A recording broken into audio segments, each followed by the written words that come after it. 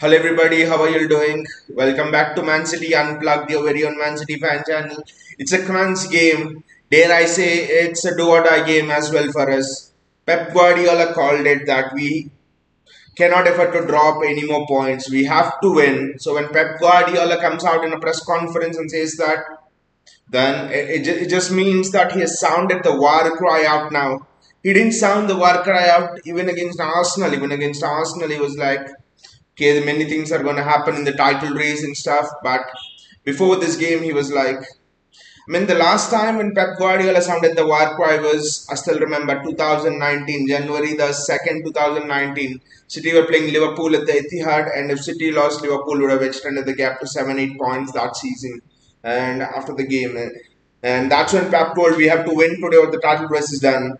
It's a similar kind of a battle cry today from Pep Guardiola, and let us see how it goes. The lineup which has picked is, I would say pretty much it's one of his strongest lineup. De Bruyne, Gundogan, Rodri, the strongest midfield three we have. For me, the interesting one is, Grealish, Haaland and Foden. When was the last time we have seen this? Grealish, Haaland and Foden. Okay, I know we saw this against Bournemouth, but before that, when did we see it? We saw it the last against Manchester United, I think, when we battled them 6-3 at the Etihad. So this, I mean, Foden on the right. Foden was electric on the left against Bristol City. Foden was electric on the right. He was electric against Forest, though he was a little bit rusty. He was electric on the right against Bournemouth, and he was electric on the left against Bristol City. So Foden is just playing everywhere on both the sides. Is playing very well, but I just think playing Foden on the right, it it just makes him play that way directly. For Foden on the right is almost like, when you see Foden, you have a look of someone who really wants to get on with things. Pep was asked, I think, once or twice that in press conference that why don't you play Foden in the midfield, and Pep replied that he doesn't have the pause, which means he doesn't know when to control, when to start the tempo, when to close the tempo. He plays only at a high tempo, and I think Pep has looked at it and he has thought this team right now needs a high tempo, and that is how we are going to get the best of Haaland. That is how we are going to get the best out of the other players as well. I think the most important role in this team will be the role of Ilkay Gundogan, actually, because for us to get the most out of Haaland, one of the things is, Gundogan making those third man runs, which means then the entire defense is distracted towards Gundogan, and then Haaland is there making his run towards the far post. So then that makes it extremely difficult for defenders to just go about their business, because someone is running to the near post, someone is running to the far post, and then you have Foden trying to cut inside. I think that is the scenario which Pep is actually looking at, because we have seen last time as well against Bournemouth, Julian Alvarez making the second man run so that one occupies the far post, Haaland goes to the near post, or vice versa, and then the defense, it becomes too much for the defense to mark two players at the far post and near post. So I think the runs from Gundogan will be extremely crucial today. Vinay says Gundo Rodri KDB midfield is a liability. But that is the best midfield we have right now, Vinay. I think because Bernardo Silva is just, he's slowing down the game too much and stuff. I mean, it all depends on you. And another thing here is Rodri has got much needed rest. What Rodri has now had a week off, I think, since the Bournemouth game. So I think Rodri should be fresher, Gundogan should be fresher, De Bruyne should be fresher. So in a way, I think the midfield three, they didn't play in midweek, I think, most of the game. So the midfield three should be as fresh as possible. And also it depends on the energy, like you said. De Bruyne needs to press more. But I think even De Bruyne's form in this, I, I'll say it's not the last leg, but De Bruyne's form going towards leading up to that last leg will be very, very important. De Bruyne needs to get back to form. Vinay has wanted Grealish, Haaland, Foden, and Alvarez. It's again a choice, Vinay. It's either Alvarez or it's either De Bruyne, I think, because Pep needs Gundogan for that defensive ability. Sometimes sitting as a DM, because I know in several apps and things it's been put as Kyle Walker cutting inside and playing a DM like Football Critics has said, Studium. But I don't think today Kyle Walker will cut inside. The instruction from Kyle Walker will be to stay back, because if you needed someone to cut inside and play beside Rodri, then I think you pick Rico Lewis. It's as simple as that, because Kyle Walker is not good at congested spaces, not good at playing in the midfield, playing in tight areas. He does not have that dribbling ability. So I feel that Kyle Walker today is in the team just for his defensive ability, just for his ability to stay with the runners. And also, I think Pep anticipated Saint Maxim to start, and that's why Kyle Walker's in. It's Anthony Gordon starting on the left hand side for them. Even he's a direct runner with the ball. So I think it's a 1v1 battle. Pep knows having runners like Gordon or Saint Maxim, you can't. It's a bit risky to play that inverted DM, especially Rico Lewis. Vinay says Walker is inverted, not good. I don't think he's inverted, Vinay. Actually, I don't think he's actually inverted, because looking at the team composition, I think Walker will play the traditional right back thing, but then we'll have to see how it pans out in the game. Football tricks is, but I think we can slowly take the risk of playing Phillips in DM role. He looks settled now. But Phillips still had those moments in that Bristol City game where he gave away the possession sometimes, and I think Bristol City went or counter attacked twice or even thrice due to Phillips giving away possession. So he did well, but I think he's just up to 60% level up. He still needs to work on his game and stuff. So I think Phillips still is a work in progress. I don't expect him to be completely molded into the system until next season actually. So this 1 year, as it happens with Pep Guardiola's squad, this first year is just Phillips bedding in season. Vinay says Phillips showed some good direct passes. That's true, Vinay, but I think playing those direct passes against a counter-attacking team like Newcastle is always a risk, because you lose the possession once, and it's disaster. Like it happened in the 3-3 draw and stuff in the first leg. And anyway, I think Phillips still, until next season, I don't think Pep will trust Phillips in the big games. Football critics, I think Rico Lewis was good for this match. I actually don't think Rico Lewis suited this match, football pitch, because be it Anthony Gordon or be it Saint Maxim, I think you needed someone who's an excellent 1v1 defender.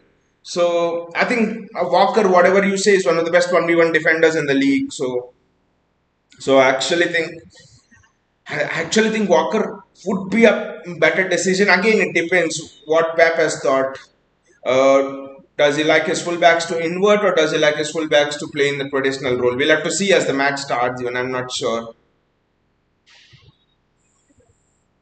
Football Critics says two DMs, that's Gundogan and Rodri. Okay, I thought two DMs you were telling. Uh, Kyle Walk, you thought maybe Kyle Walker was inverting in, so Rodri and Kyle Walker as the two DMs. Yeah, Gundogan and Rodri as the two DMs. Yeah, that's right. Edison already playing a stupid pass in the 22nd second of the game. Vinay says, but Gundo takes pocket spaces. Let's see. The match's interesting, Vinay. The match's interesting. How will the tactics be and everything? No one's sure actually.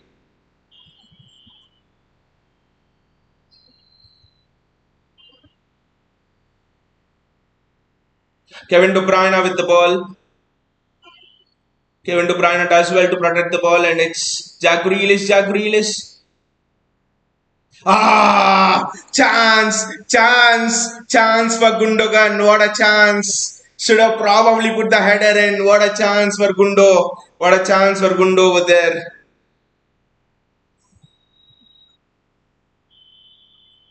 De Bruyne does extremely well, and Jack Grealish puts a good cross in. It was an open header as well. Gundo should have at least tested the keeper over there. Open, it was an open header. No one was challenging Gundogan there. Probably needed a Haaland on that more than anything else. JSK says L defense. JSK says Stones should start over Akanji. I think he will, JSK. Stones is just returned back to training. So I think probably in a week's time, Stones will start. City are trying to play on the front foot. Their early ball for Haaland, but the ball just scored and it's over the top of Pope. Yes, because it's just hope La Liga overturn the Barca transfer ban. I want to load off Gundogan and Silva. They're anyway going to go. I think Gundogan, I don't know, but Bernardo Silva, it looks like he'll go for sure.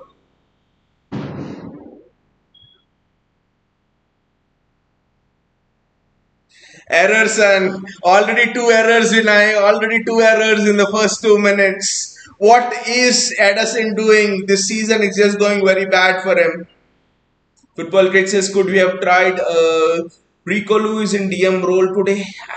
I think it would just have been a bit more risk, Football Critics, because when you're defending against an Anthony Gordon or Alan Saint Maxim or wingers of that pace, I think defensively Rico Lewis is very good 1v1. He's good, but he's not at the level of Kyle Walker. So I don't think trying Rico Lewis today was a good option. And anyway, if Rico Lewis would have done some mistakes, it could also have scarred him. That is also something we need to take note of, especially with respect to young players.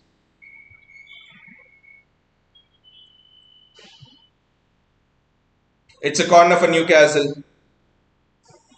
Nathanakke does well, but it's a corner for Newcastle. We have to be really careful when conceding set pieces. Newcastle are so good at set pieces. Dan Burn and people like that. People who are impossible to mark.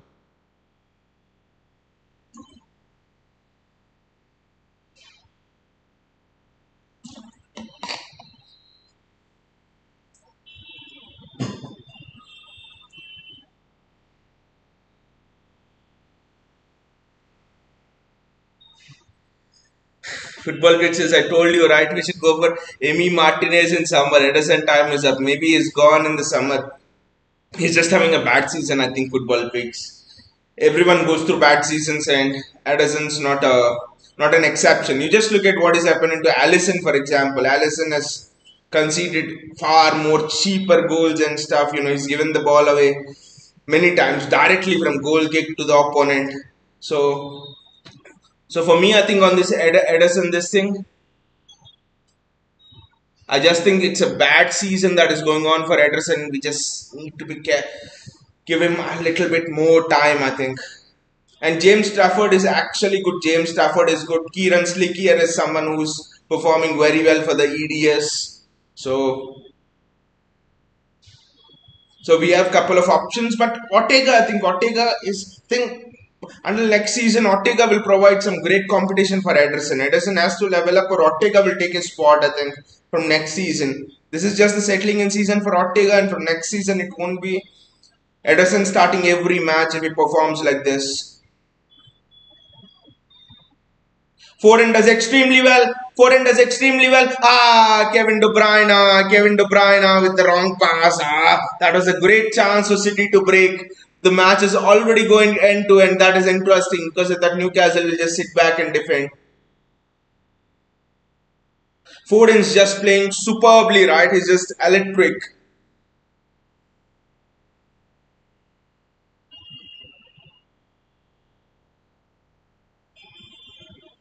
And JSK, you must have been really disappointed, right, with Stephen Ortega getting an injury in the FA Cup match, and you had to see Ederson almost through the entire half in that match.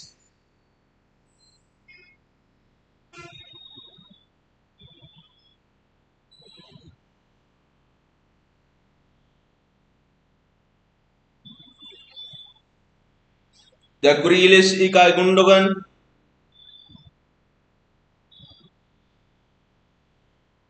Nathanakke, City are keeping the ball well, at least in these early exchanges. I would say, okay, Newcastle have had some set pieces and stuff, but City we are just growing into the game against a team that is just looking to hit you on the break. Never easy to keep possession against such sort of teams who just like to counter attack on you.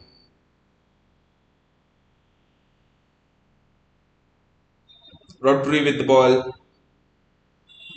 Foden is like superb. He's suddenly got into purple patch. I would say, wow. We just need to play him in more.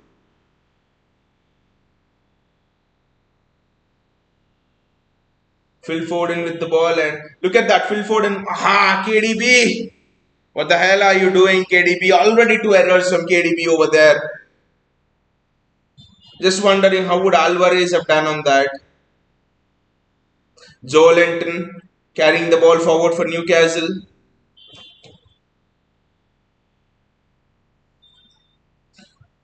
Good defending, good defending. Look at Walker's positions. I think he's just playing in a traditional fullback role. He's not inverting. And that's not even the game of Walker. Good that Pep has realized the strengths of players. Almost given away. Who the hell was the culprit over there? Who the hell was the culprit? Almost given away to Callum Wilson. Rodri does well. City get the ball back. Natanake. Newcastle are pressing very high with intensity. We must be very, very careful. Natanake. Gundogan. Rodri. Gundogan.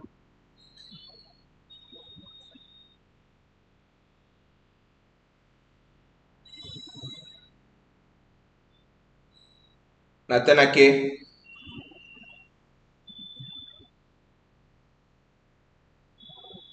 Edison with the ball and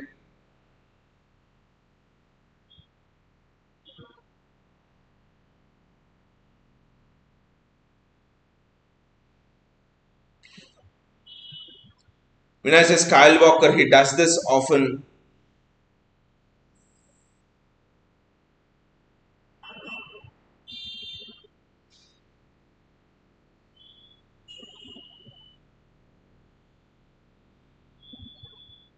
Yeah, that's an excellent piece of defending from Walker. Walker's, I think in UCL, I would prefer Walker more than Rico Lewis because you know in UCL the wingers are so dangerous. You need people who can defend one on ones. Actually, it's Anthony Gordon who slipped. I think. Yeah, the replace. But I think you need people who are very good in defending 1v1s in UCL. I think and also probably it would depend on the kind of game. Is the opponent just going to park the bus, or are you playing an opponent like PSG or a Bayern, someone who have creative wingers on the flanks? It depends. If the team is parking the bus, then you probably play Rico Lewis, overload the midfield, and go on from there. Try to break them down. I think it again will depend on the situation of the game that Pep will pick between Lewis and Walker. JSK says, I don't care about experience. Even Liverpool won UCL with 18 years Trent. But JSK, when Liverpool won UCL with Trent, you know, look at their midfield. Wijnaldum, Henderson, and Fabinho. Right? Henderson was doing all of that dirty work for Trent. Henderson was covering for Trent. Henderson was doing all of the defensive work for Trent. So I think do we have the luxury of a midfielder who can do his defensive work as well as the defensive work of another fullback? We don't, right? We don't. So that's another thing we need to look into in this debate. Newcastle are playing some lovely one-touch football.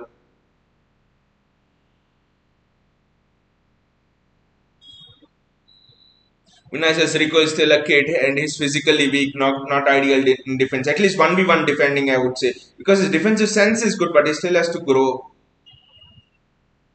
Erling Haaland somehow gets to the ball. Gundogan gets the ball. It's a free kick for City. It's a free kick for City. Well done, Gundo. Well done.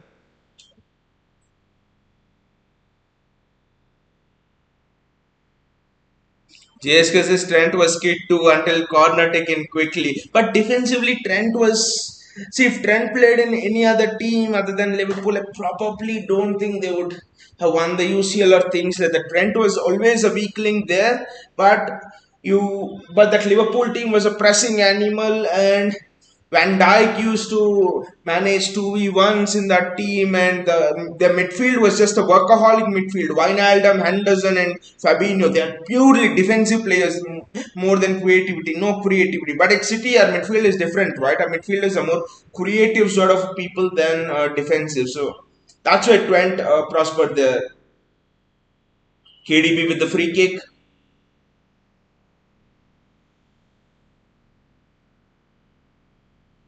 It went over. Vinicius like City KDB is inconsistent. Probably with the form Foden is in, we should have let uh, Foden take the free kick. That Vinicius, that's why I wanted Alvarez to start. It's a big call winner because big game. Because Pep would have taken the Arsenal game, for example, as a reference. So KDB, big game player. So generally with these big game players, form doesn't matter. Especially in big games, they somehow come alive. Like KDB came alive in that Arsenal game. So I think that's why Pep is starting KDB here, just for the sake of that know-how, that experience, and all of those things more than anything else.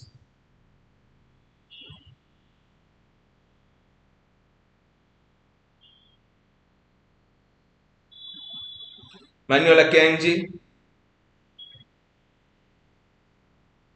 If the pass would have been good, Haaland would have been through. The pass was not good at all. Nick Pope with the kick.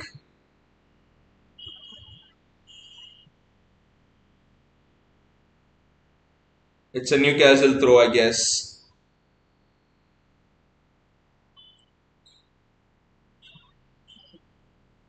I think more. I think Newcastle also need to win this match, not just City, because Newcastle are also slowly dropping out of the top four. The top four bubble is bursting. So when Newcastle have to win, with Liverpool coming alive and having a genuine chance of the top four and stuff like that, so Newcastle also have to win more. It's not just City who are looking for a win here. So that's why I think it's more of an open game than Newcastle. Newcastle thought that they could just sit back defensively and win the top four spot. But this league is fiercely competitive. You need to go for the win. Jack Grealish gets the ball from Ilkay Gundogan.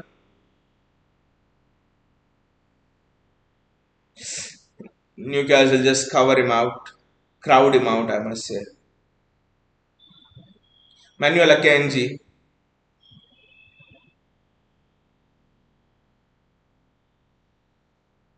good attempted pass, but nothing. Ake. Foden, who's been electric on the right. Phil Foden. What a goal! Phil Foden dancing through the crowd. Phil Foden, he's back. Our very own Phil is back. What a goal!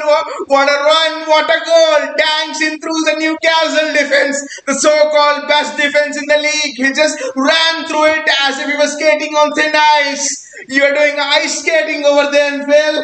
Who were the people who doubted you up? Who were those media idiots who were telling that, oh, maybe Foden might be offloaded next season? He's one of us. He's a blue. He's a citizen. He's a born citizen. Phil Foden, welcome back, mate. What a goal from Phil Foden. Wonderful, wonderful. Look at that. Gone past one, gone past two, and what a finish.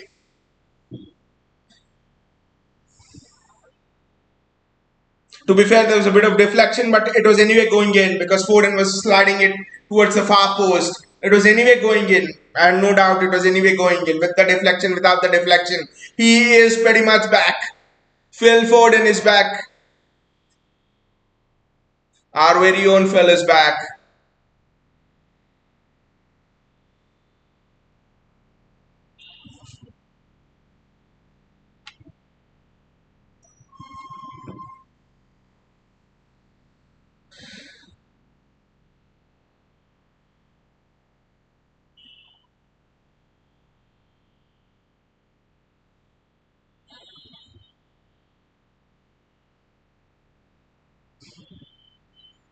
Yeah, what?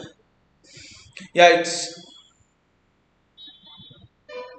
what the hell's happening there in our box? Just bloody defend it.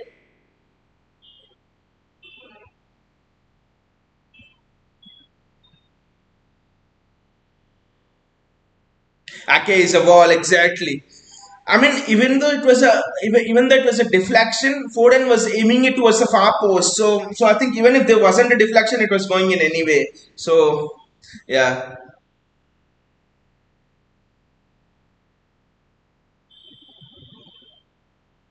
Vishal says almost at Saka's level, 10 by 10 for the intent.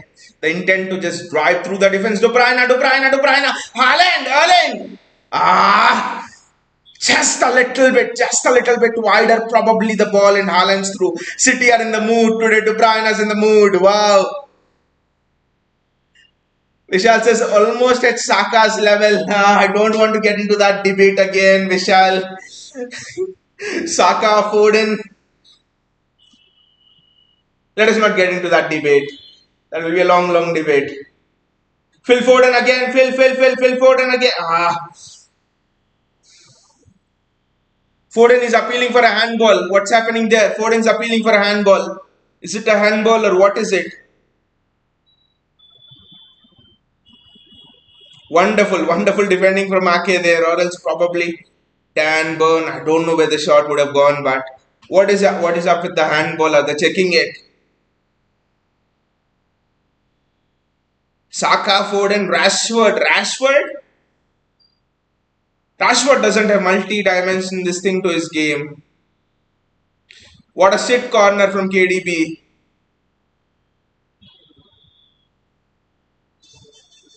It's a free kick for Newcastle anyway, but what a sad corner from KDB there. But Rashford, Rashford is just one dimension to his game, When he's in space, you put a ball to him and he'll run. But once you crowd him out, you deny him the space, there's nothing he can do. Whereas Saka and Foden, they have multiple dimensions to the game. So it's not Rashford, I would say. Probably even Tony, I think, is more skillful than Rashford.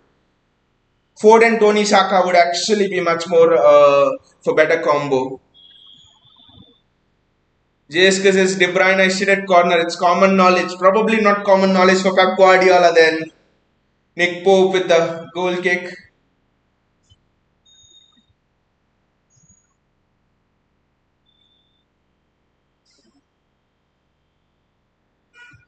Phil Ford and Phil, get back and defend, Phil. I think probably Foden on the right could be the answer to unlocking Haaland because we have been searching for it all season. Pep found it against United, but still Pep Guardiola didn't prefer to use it again. I don't know why, but now the problem with playing Phil Foden on the right hand side is where do you play Riyad Mahrez? Mahrez cannot play any other position than there. Probably when Mahrez plays there, you play Foden on the. Eddie, can you please kick it out once? Edison is just when Edison is in tight situations earlier, I would have been calm, but nowadays Edison in tight positions, and I'm like, wow, this could be risky. Gundo almost get the pass back from Haaland.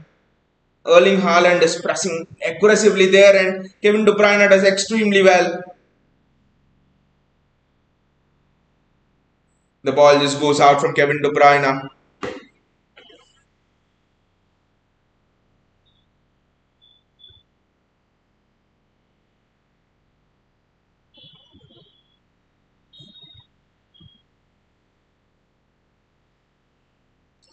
They're showing the replay of that goal again. What a goal.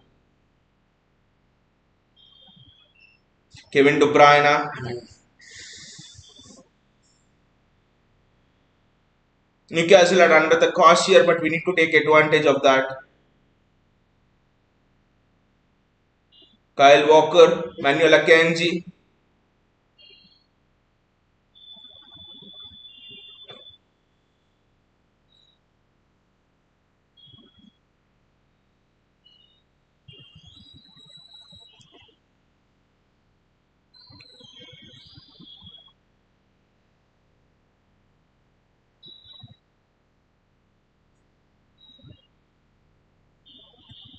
Newcastle have the ball now.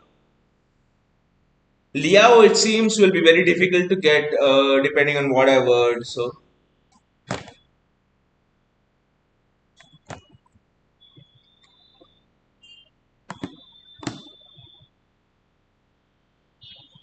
it will be interesting to see how the summer transfer window goes. There are a lot of things to do in this summer transfer window.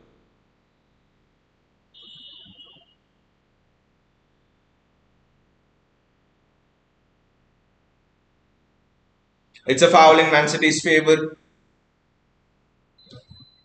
But Foden was very good off the left as well, right, against Bristol City. So now I'm wondering what is the best. I think Pep will use Foden as a constant, rotating him of the left and the right, and then I think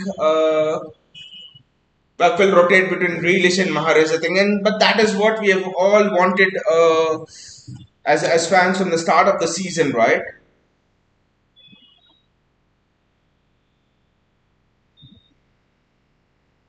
You either play Grealish or you either play Mahrez along with Foden, and Pep has tended to play both of them most of the time. Don't know why.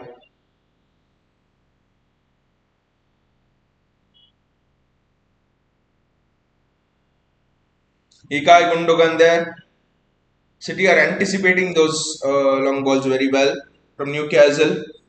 Jack Grealish in tight space and Nathan Ake there. Good to see Nathan Ake coming much more forward nowadays. Manuel Akanji, Nathan Ake,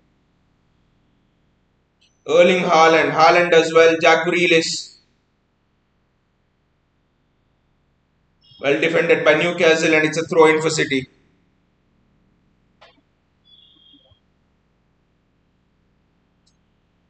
Jamal Lascelles is playing for the Newcastle defense. And we must remember Alan Saint Maxim is on the bench. He might come on. And anyway, I think one goal will not be enough. That's common knowledge.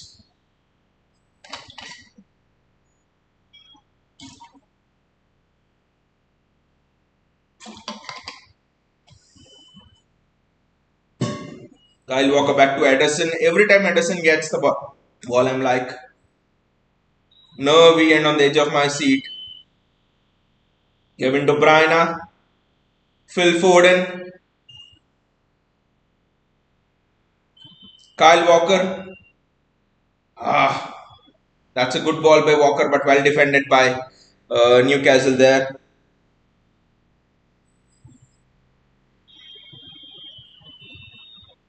Good refereeing there. And that's good defending as well by Manuel Akanji. Wilson is someone who has great physical strength and body strength, and Akanji had defended him extremely well. Nathan Ake. Nathan's come a long way, I would say, in terms of not just defending, but the run he made against Bristol City, the way he's just, coming forward to attack the runs. I would like Ake to maybe make a little bit more runs, overlapping Grealish. I don't know what the instructions from Pep are, but probably. But City is generally making those passes early on. You look at the fluidity today.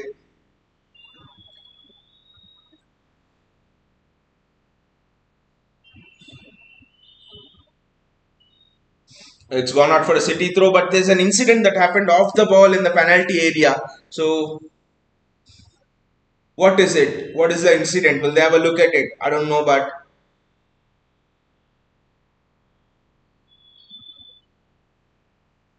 Kyle Walker, Manuel Akanji,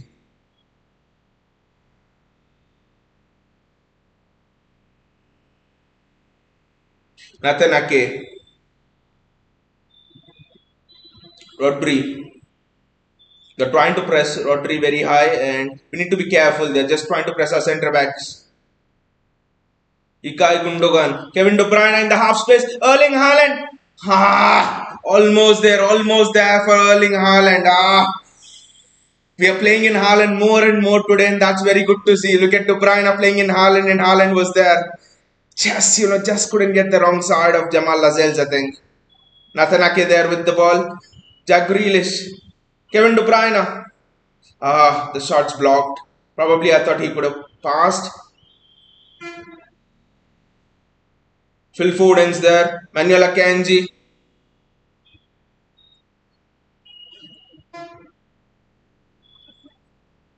Nathan Ake. Ake has been hugely involved today.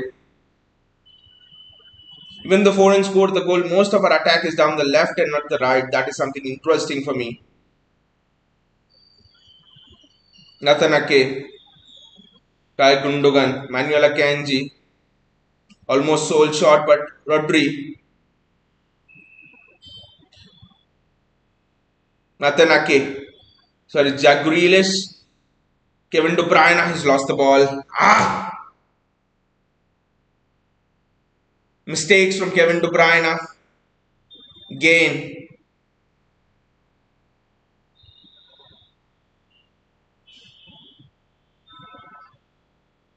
Newcastle are just settling into their shape, but you have a feeling that City need to score the second goal today. But City are pressing well. The structure, the shape, everything's actually very good from Pep Guardiola and City. Nothing. Just get tight to him. Very well defended there. Very well defended at the near post. Ilkay Gundogan. Gundogan plays that ball and Jack Grealish. It's Kevin De Bruyne. Actually, Kevin. Phil Foden with the run.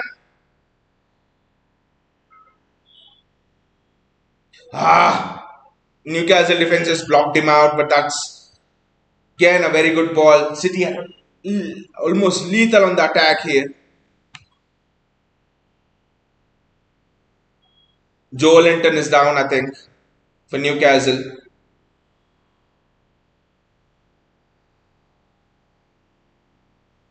But City are almost lethal in getting the ball to the front three. We are getting it quick. We are getting it fast.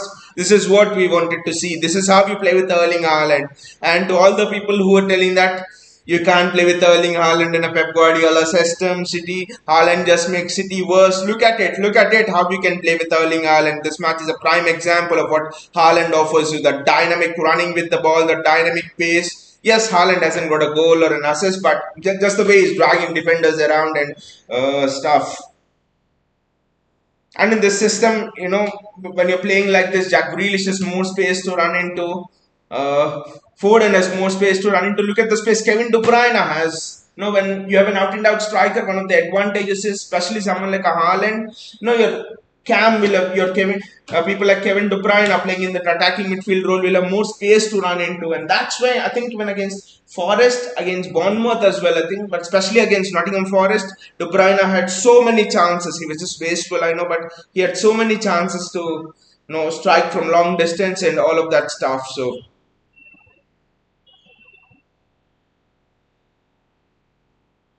I think it's a substitution coming in from Newcastle. Is it? I don't know. Nathan Ake, Ilkay Gundogan,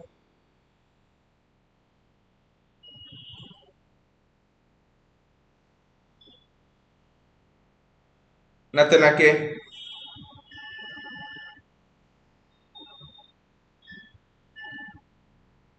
Edison. What a ball from Edison, but again the touch from KDB is not good, but somehow he's managed it, and it's Ilkay Gundogan with the ball, and he gives it to Jack Grealish. Jack 1v1. Rodri. Just don't shoot, Rodri. Just don't shoot. Jack Grealish. Rodri again. Just give it to KDB.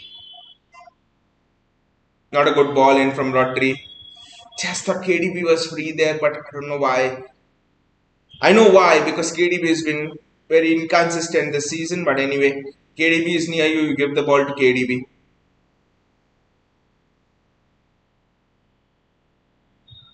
Yeah, KDB is extremely off the touch. When was the last time you saw the ball just bouncing off KDB?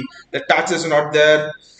And his balls are also just going, even simple balls are just going wayward. So I think Pep really wants KDB to come back to form. Just imagine this team where KDB is on form. Erling Haaland will just rip through defenses.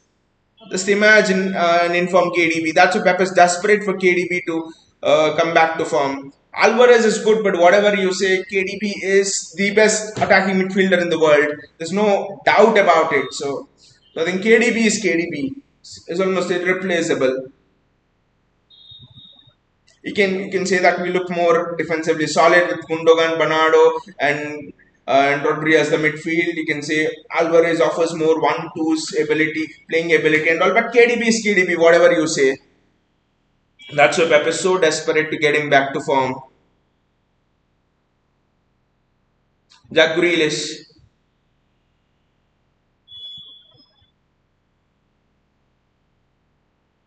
Ruben Diaz,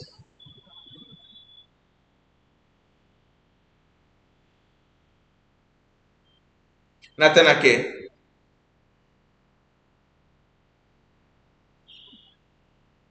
and it's a free kick in favor of Newcastle.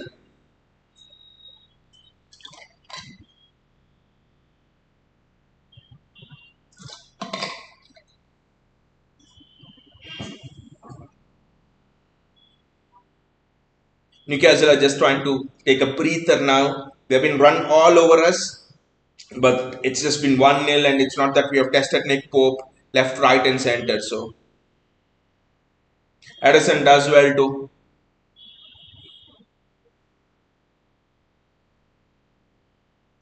punch the ball.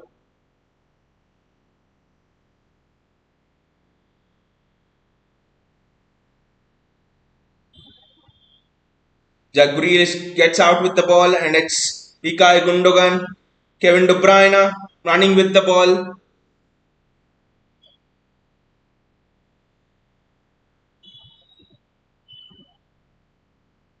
It's a Newcastle player who gets to the second ball first, and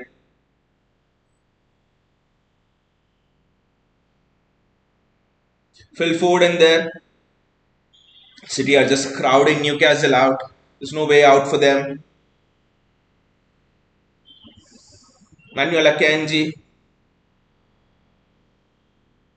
Ruben Diaz, who showed himself as an outlet for Akanji. KDB out wide, and it's Jack Grealish who's occupying the inside attacker position. So that's interesting again. Phil Foden's really stretching the pitch, and Grealish is almost playing as an inside forward on the left hand side. Just give it to Foden. Great switch, fantastic switch to KDB there. It's from Akanji, I think. Ah! Haaland should have scored that. Haaland should have scored that. Ah! Very close, right? The first quality ball put in by KDB. Look at that. Look at the quality of KDB. He might be off form, but the quality never disappoints. And Haaland should have actually scored that. I know it's a difficult chance, but for someone like Erling Haaland, that should be a breakfast. And Haaland got there first as well. Ah, Haaland outjumped the Newcastle defender. Erling needed to score that, man. I wouldn't say this for any other centre forward. Yeah, no pace on the ball. Yeah, that's true, Vinay. But that's what I wouldn't have told it for any other centre forward. But just because it's Erling Haaland, you expect him to score that because he's up there in terms of the best centre forwards in the world. Here I say he is the best centre forward in the world right now. So otherwise, that was a very difficult chance. It was close to impossible chance for almost anybody except for Erling Haaland. Probably for Karim Benzema would have probably scored that, and I don't think of any other players who would have scored that, or maybe a Lewandowski. Look at Newcastle hitting the free kick from so long.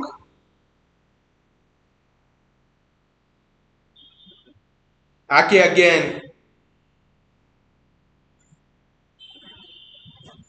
Ake does extremely well again.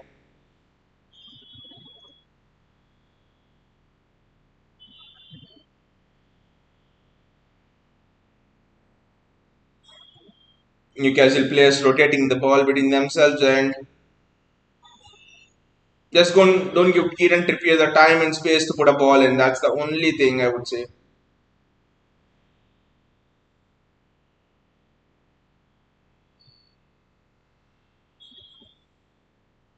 City are taking a breather here. The ball is still with Newcastle. I won't say we are taking a breather. City are like pressing high.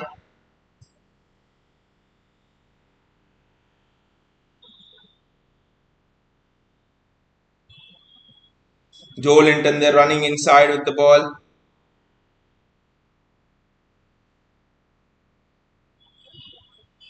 That's a good clearance because Ake was caught off guard over there. Ake was caught off guard over there. The ball over the top, and Ake didn't realize there was a runner behind him. KDB does well on the pressing front. City are under pressure here. We're under the cause. We need to defend well. We need to defend strong. That's very good defending. Extremely good defending. And KDB is there. KDB is running with the ball.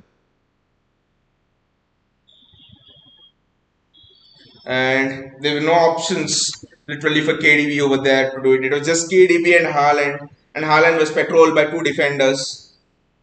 Probably, I mean, we were defending at the back, so I don't blame anyone else as well.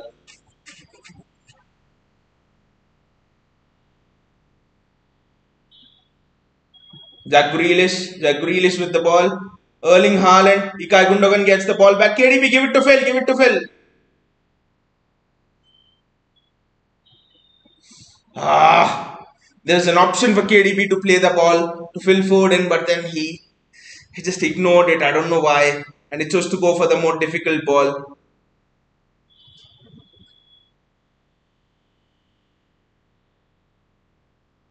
That was actually a good run behind Ake by Almiron, I think, and Ilkay Gundogan, Kevin De Bruyne. There's no one there to play the ball. I think we need to show another option for Kevin De Bruyne to play the ball, not just Erling Haaland, because they're just crowding him out too much. Jack Grealish, Nathan Ake, Manuel Akanji, Phil Foden. What a ball! Ah, Kevin De Bruyne again. Back to Manuel Akanji, back to Kyle Walker actually. Now it's back to Akanji. Ruben Diaz. There are so many options for KDB to play the ball. Look at in this formation, KDB is so relieved. It's just that you want KDB to get back into top form, and that's the only thing you would probably expect now. Ball to Phil Foden.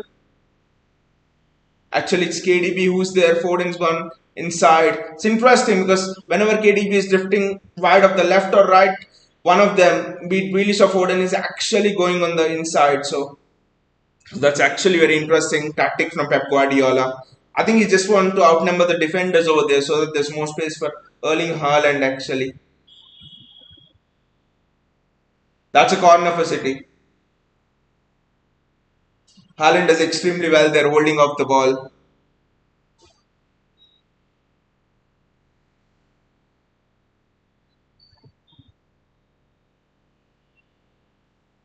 It's again KDB from the corners, and do not want KDB from the corner actually. It's not been that good. Look at that KDB taking the corner again.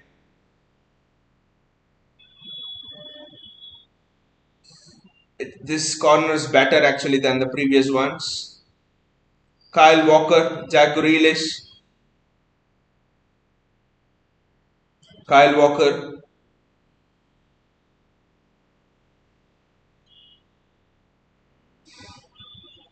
The Newcastle player just heads it out. De Bruyne. I think the last 5 minutes of the first half, City will again go for it. Because ideally, Pep Guardiola would want a 2-0 lead going into half time, not a 1-0 lead. Apart from that Haaland chance, I don't think we have tested Pope enough. We have been very good in terms of possession, in terms of everything. But Erling Haaland, the big man, comes over. They have not given a foul on him, but don't want Erling Haaland, dropping deep and things like that.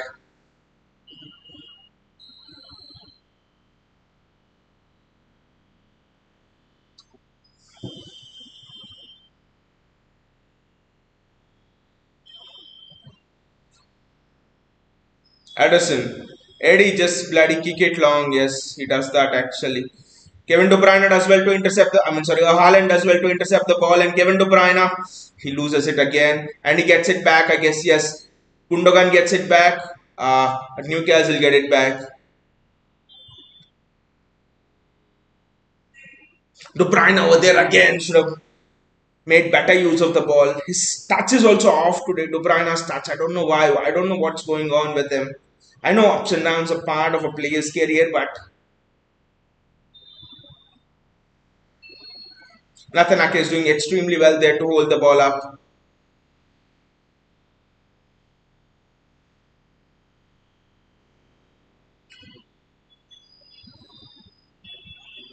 It's a City throw. Jack Grealish wants a foul. Jack Grealish wants a foul, but I don't think he's actually getting it.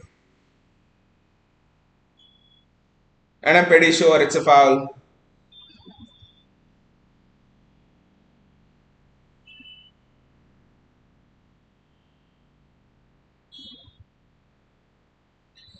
3 more minutes to go to go to half time, and I really want us to score the second before half time.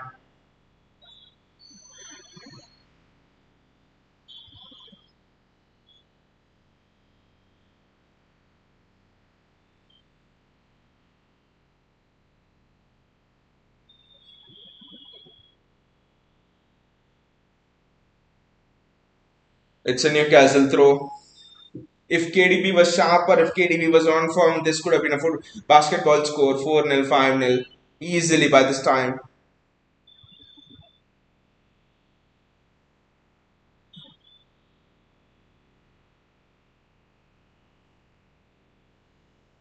I think Newcastle just want to get to half time and then reassess. You can just see them in the body language and stuff.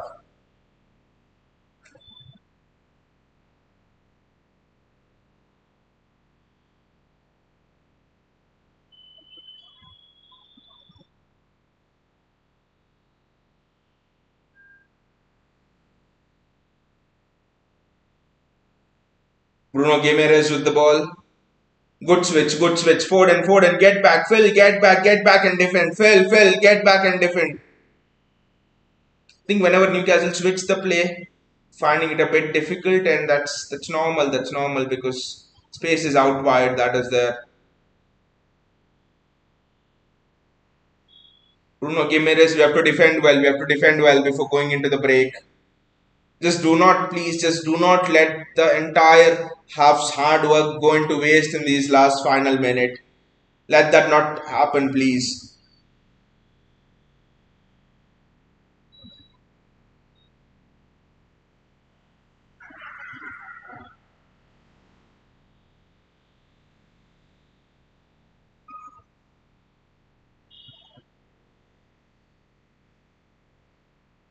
Akanji does well over there. 1v1 defending, we have actually been very good.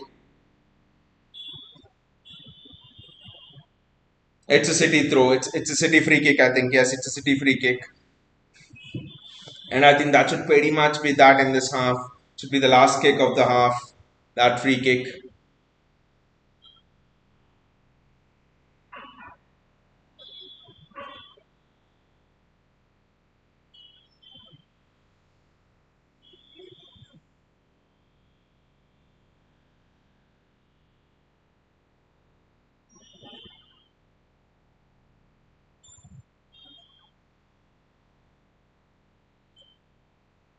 Nathan Ake.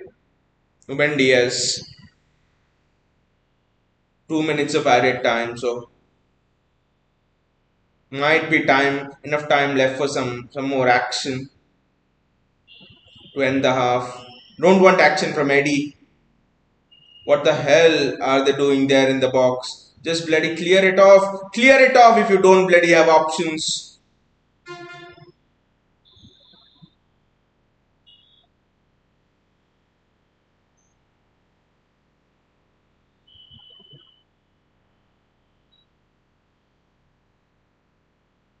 Kyle, just get tied to him 1v1. That's hit out by Miguel Almiron, and Miguel Almiron's offside over there, and I think that should be that.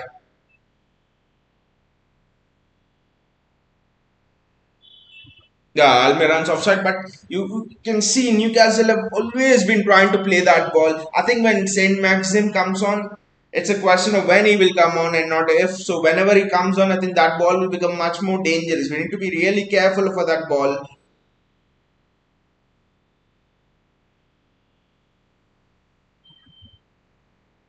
Edison with the kick out, and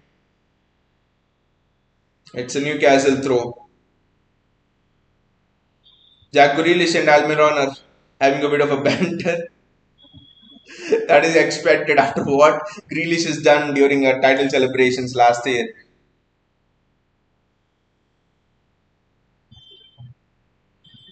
This will be the final kick of the half, and I think it's half time.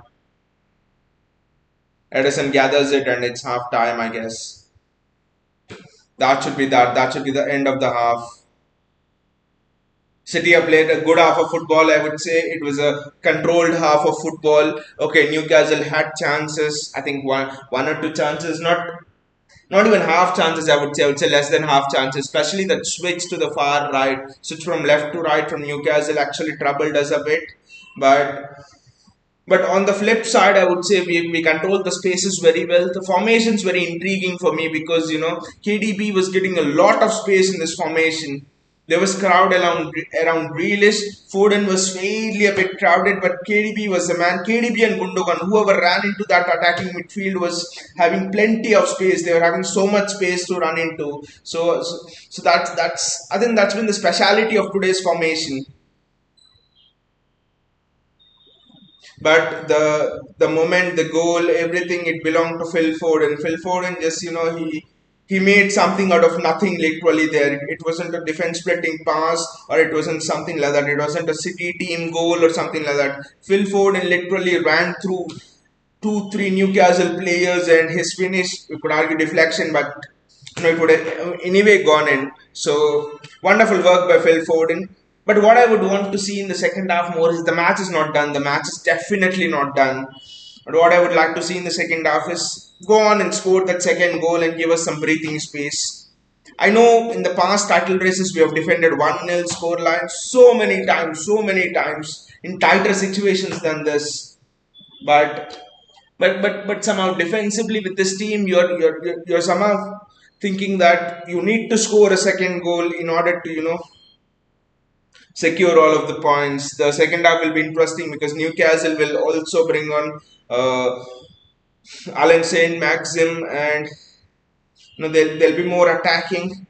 One of the surprising things for me was that Newcastle did not sit back as usual and to hit on the break. They instead came out and they wanted to, and they were positive and they wanted to play football. I think that had to be with that, and that had to be due to their need to win as well, because Newcastle, I think Eddie Howe would have realized getting draws will not get us into top four, and not getting top four this season would mean delaying that project, delaying that infusion of funds more. That is because when they get into top four, the Champions League funds will come, which means because of FFP, the owners will be allowed to spend more because they could show Champions League funds and stuff in the revenue as well. So I think it could just put the project back at least by a year, if not by 2 years. If Newcastle don't get top four, it's such top four is so important for Newcastle, more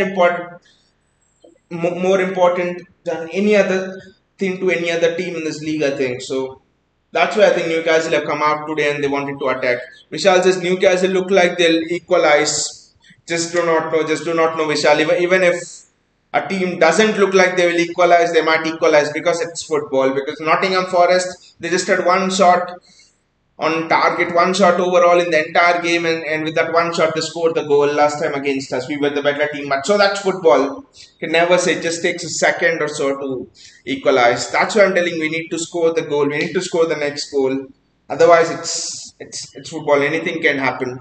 And Newcastle are in desperate search of a win, not even a draw. They want to win.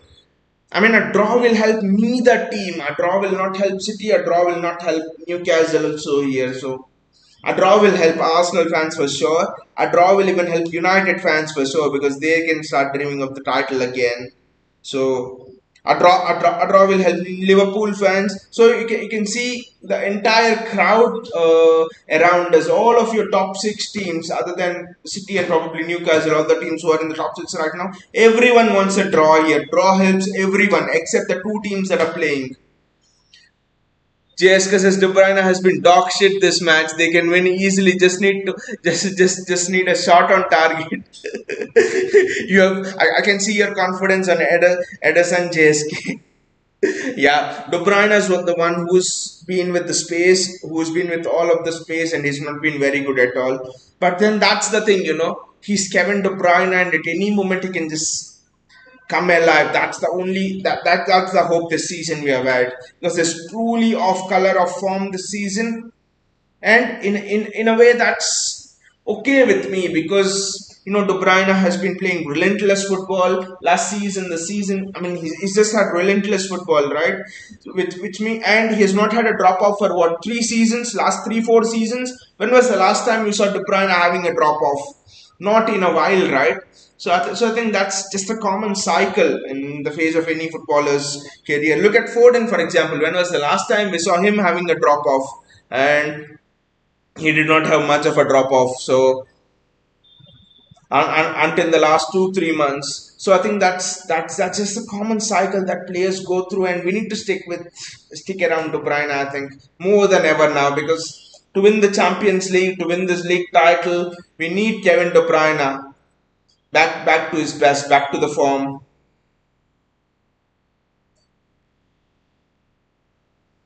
JSK says need to bring Julian. I'm even wondering, JSK, will Pep Guardiola even bring in any substitutes? That's another question actually. Will he bring in any substitutes? I do not know. Those are $1 million questions. You cannot find the answer to them about substitutes in Pep Guardiola. I remember it was Pep Guardiola who was the biggest advocate of substitutes, 5 substitutions, and he doesn't want to use neither. He doesn't want to use any substitutes. That's just a mystery. Why has mysteries could be like, why did the MH300 plane go missing? Why did Pep Guardiola stop using any of his substitutes after being the biggest advocate of it? Those are all mysteries that can probably never be solved. Bayaji says KDB failing to find Haaland time and time again, except one long ball from corner side. That's the pity actually, Bayaji, that KDB is. And due to this formation now, I think it's the first time in a long time we are seeing City play so freely. The last time I saw us play so freely was against United, I think, where we demolished them 6-3. After that, it was Haaland was always struggling. So KDB was in acres of space today. World class midfielder. You give KDB any other season, if KDB was in this much acres of space, Haaland would have been 3 goals up. Haaland would have had his hat trick today. It's just that KDB is not hitting that through ball. I think at least 4 or 5 times Haaland has actually gone through, and KDB has always hit the ball wide. KDB has, and the touch of KDB has let him down twice or thrice. So it's just that KDB is just not on it. It's clearly visible that apart from the Arsenal game, it's interesting because on both the sides of that Arsenal game, KDB was shit. The only place where KDB was very good was that Arsenal game, and in escaping the bottles thrown by Arsenal fans and playing around with them. Apart from that, KDB has just been shit. Especially from the World Cup, it's just been nowhere. But this is another dilemma from Pep Guardiola. It's a dilemma that do you just play players on form and you give Julian Alvarez a chance there, because Bernardo Silva has not been in good form either, and I don't trust Bernardo Silva to suit this system. He suits a false nine system, but he doesn't suit our system. So do you play Julian Alvarez there, or the time and again, or do you play Kevin De Bruyne back to form? I mean, the only way of playing Kevin De Bruyne back to form is giving him minutes in big matches, giving him minutes in matches like these. So, and Pep knows one thing, that he needs Kevin De Bruyne on the biggest of nights. Pep knows he needs Kevin De Bruyne when Leipzig comes to Etihad. He knows that he needs Kevin De Bruyne when Arsenal visit Etihad. So when Liverpool visit Etihad, for example. So Pep is just playing him into form. We must just bear a little bit with him, I think, because once Kevin De Bruyne comes to form with Haaland making those runs, this league is going to be ripped apart even more. I'm pretty sure of it. It's just that KDB has to hit his rhythm. And Grealish has been looking in very good rhythm today. That's another thing I'm impressed with Grealish. Last season, Jack Grealish was not even able to. I remember Jack Grealish, when he came early on, Jack Grealish was not even tracking back in his early stages of his career with City. But now, he's one of the most hard-working players on the pitch. He presses he runs back like an animal. The way he carries the ball, he's one of the safest carriers of the ball. I think Jack Grealish has come a long way. It's just, I mean, I'm just getting the feeling that things are just coming to click for us. Now, some people might say it's a bit too late. Arsenal are already having that 5 point lead and all of that stuff. But things are beginning to click. I don't have an answer to that. Is it too late or is it not late and all? But things are coming together for us, and the good thing is the Champions League knockout stages also. We are coming to the grand stages of the Champions League also. Second leg against Leipzig and all. The one thing missing, the only thing missing. I know I've repeated this twice now, but the only thing missing is, I'll say it again, Kevin De Bruyne clicking into gear. Because Julian Alvarez is a completely different player. Julian Alvarez can't play those expansive long balls. Julian Alvarez will play one-twos with Erling Haaland, for example, or he'll play one-twos with Gundogan, and then Haaland will make that run and things like that. They're both two completely different kind of players. When you bring Julian Alvarez, I actually think the game becomes something else. But with Kevin De Bruyne, the game is something else. So again, it depends on the tactical analysis of Pep and why I thought De Bruyne was better for this game. But I do think for the runs of Haaland, more than Julian Alvarez, Kevin De Bruyne is the best player there with his expansive long balls. It's just a matter of getting it right and nothing else. The defense, Walker, I don't think he was tested much. Kyle Walker, with Anthony Gordon, Kyle Walker had a 1v1, but Gordon slipped. That's what replay showed. Initially, I thought Walker did a good job, but it's just that Walker slipped, Gordon slipped. But apart from that, not many attacks down his side. I think Nathan Ake was the one who was very busy and he was extremely good. One of the things I was impressed with Nathan Ake is the way he came forward on that left flank, not just defensive duties, but he's been performing those attacking duties as well. He's making those runs. I would want Nathan Ake. My one complaint is I would want Nathan Ake to make those runs like he made against Bristol City, for example, where he made that inside run. That would just drag the shit out of Newcastle's defense. That is one run which I really want Ake to make. JSK's actually thing is the Winter World Cup was cursed for us. It had to be JSK because we had the highest number of players playing from the Premier League in the Winter World Cup. De Bruyne was visibly upset. I don't think it's just the playing thing for De Bruyne. Mentally also, it seems as if De Bruyne was in the is in the right frame of mind.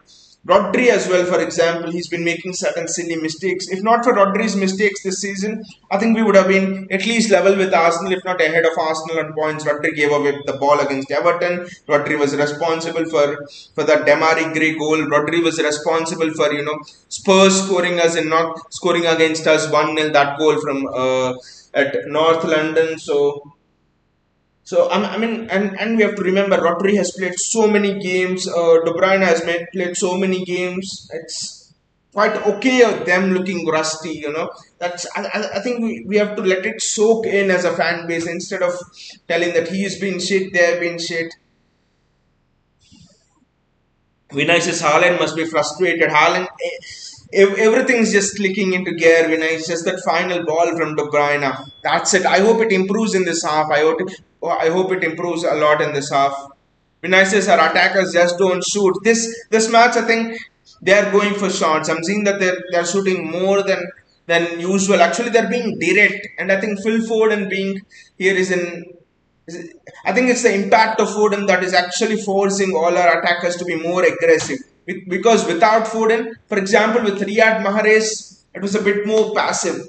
I mean, especially with the Mahrez Grealish combo, it was more predictable. But with Foden, the defender back there is actually afraid that this guy can run at us. Foden can run at us. So they're just taking that one step back, and they don't want to be too close to him, unlike to Mahrez. So I think Phil Foden has improved the attacking intensity of this team for sure.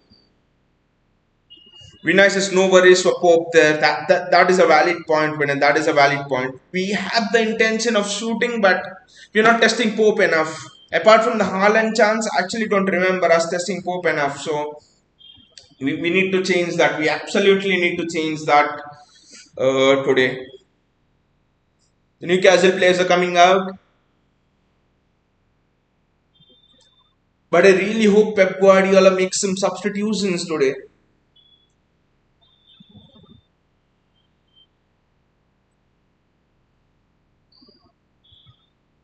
The Newcastle players are coming out, and the City players are not out yet.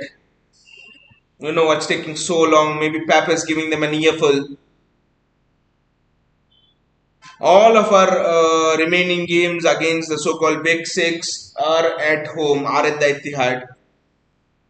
And after this match as well, our tough run of fixtures continues because we have Crystal Palace away next, and Crystal Palace away, especially it's an evening fixture, it's a night fixture.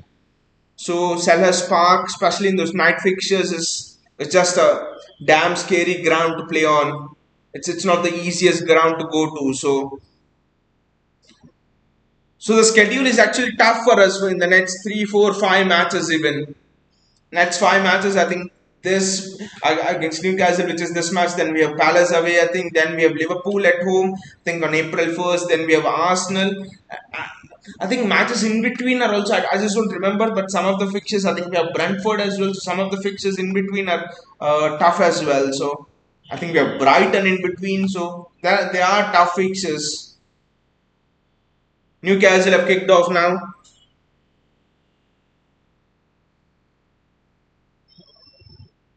Newcastle are trying to attempt long balls just to play in Callum Wilson, and Ederson catches the ball. It was a routine take for Ederson, but especially with Ederson and Allison, there's nothing routine for them now. Even simple balls, they somehow just cannot gather. Nathaniel there, Grealish does well.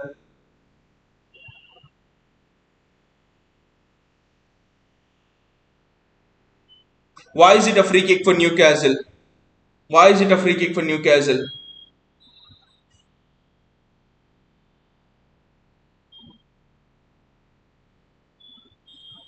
I just don't know why, but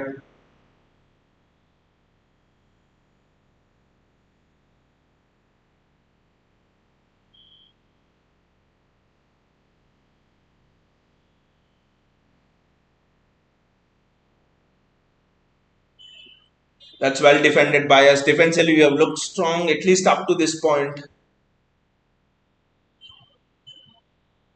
Ruben Diaz does well. Kevin De Bruyne, Jack Grealish, Rodri, Kevin De Bruyne, Nathan Ake. They're just pressing De Bruyne a bit more tightly now. Good ball from Nathan Ake there. Kyle Walker, he's played a good ball as well. Ikai Gundogan in space. Rodri, Nathan Ake. Ake is coming forward much more than I actually expected him to. Kyle Walker, sorry, Jack Grealish, Nathan Ake, Rodri, Phil Foden. Great switch from Phil Foden to Jack Grealish over there.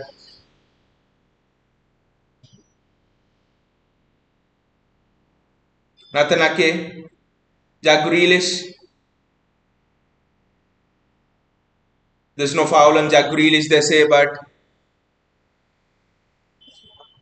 I would like VAR to have a closer look at it because even I couldn't make it out in real time. So I'll give referee the benefit of that, but I would like VAR to have a closer look at it because Jack Grealish was trying to go past people there, and Ilkay Gundogan, Rodri,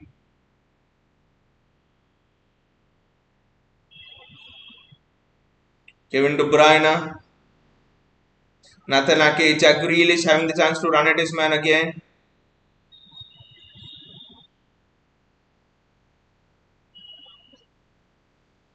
They're just rotating the ball now, and Nathan Ake, Pope collects it.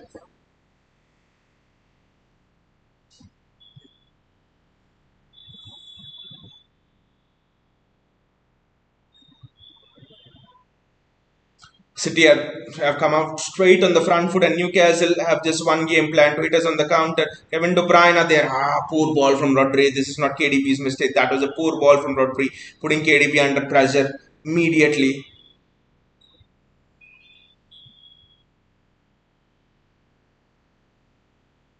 Akanji does well over there to cut the run of Callum Wilson. City get the ball back. That is good covering from Phil Foden over there. Phil does well. Phil is not making any mistakes. He's our Stockport Iniesta. KDB.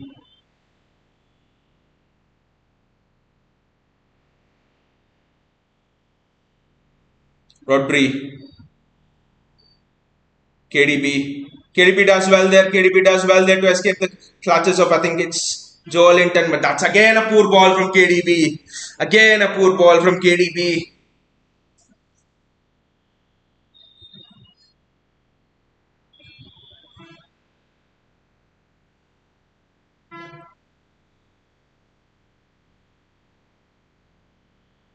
There was contact there for sure, but I don't know if it's outside the box or what. I just don't know.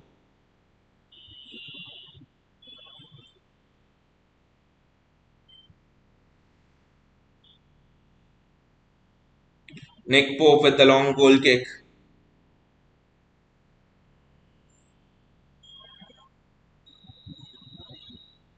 Jack Grealish is there. That's very well won by City. City are winning the balls very well. We are actually being so aggressive in terms of winning the ball.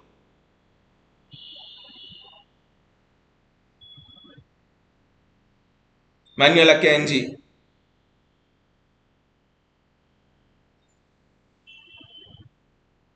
Edison. Nothing Ake. I think Edison should have just kicked it out because Ake was being almost pressed by two Newcastle players over there.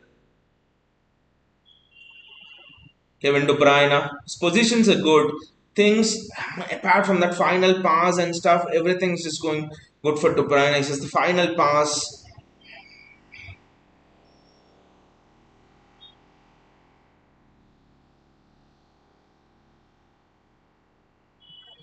Rodri.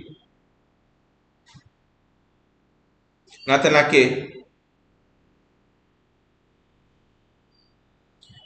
JSK says, let's get Gavi for 1 billion next season. Why do we want Gavi for 1 billion?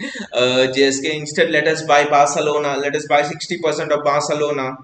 That would be even better, right? Then we get the club, then we get Gavi as well.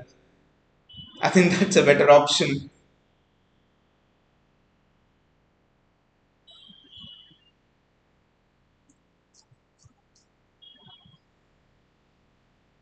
Jack Grealish.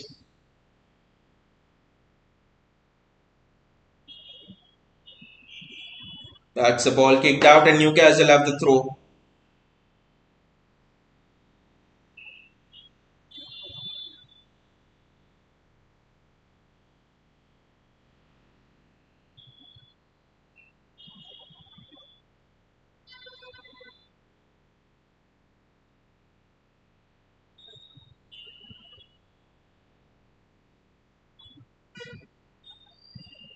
Gundogan does well there, but Newcastle still have the ball. Ake does extremely well there to get the ball out. I think it'll be Dan Burn with the throw, and it's going to be a long, long throw from Dan Burn. No, it's not Dan Burn actually. It's Trippier who's throwing.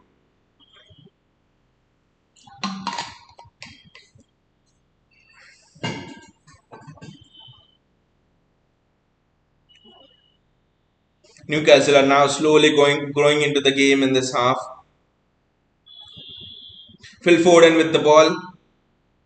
I think it was Rodri who did well there to escape through the challenges. Phil Foden, Phil just switch it off. Jack Grealish there. Ah, but actually, I want Jack Grealish to go for those kind of shots there.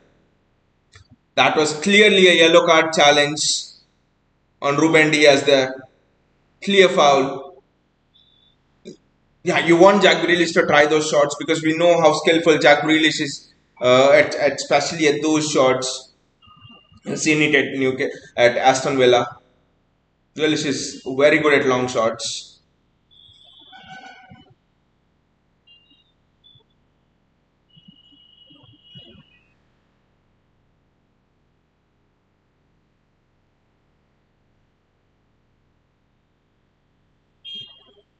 JSK says Jack Grealish, this guy.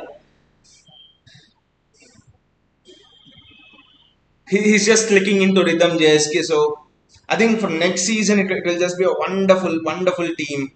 This season we are settling in with Haaland and stuff. Wonderful defending from Nathan Ake there. Excellent defending, I would say.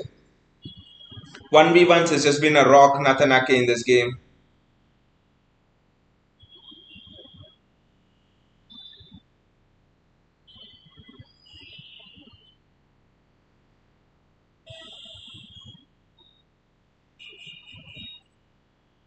Let's defend a corner from Newcastle right now.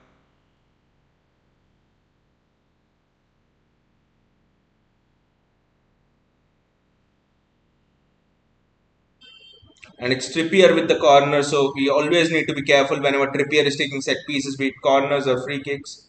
Newcastle give the ball away, and it's a City throw. Phil Foden does extremely well over there.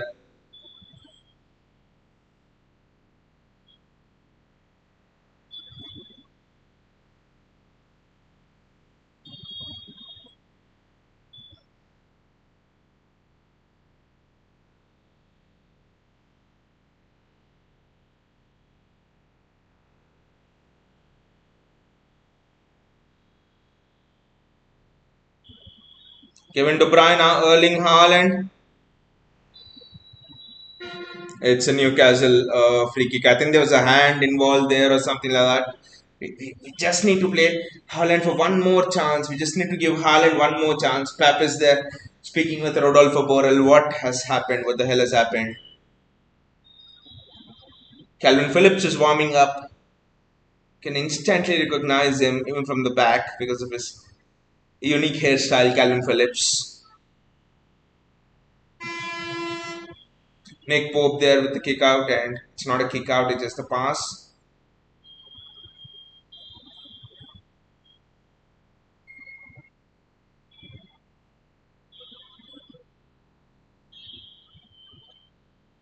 Nathanake is there.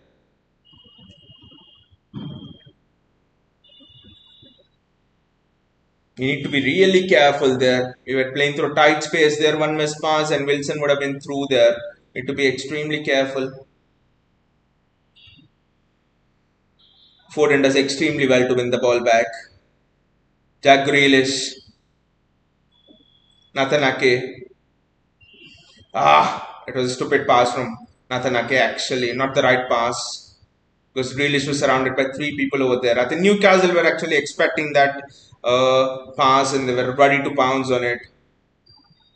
Ake should be a little bit more careful over there when making that pass.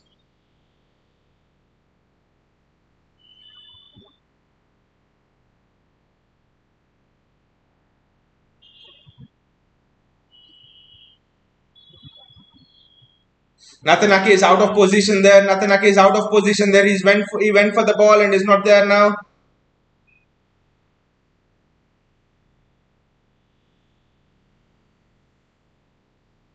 And the ball's gone over. Anthony Gordon apologizes, and I think Dan Burn is down now for Newcastle.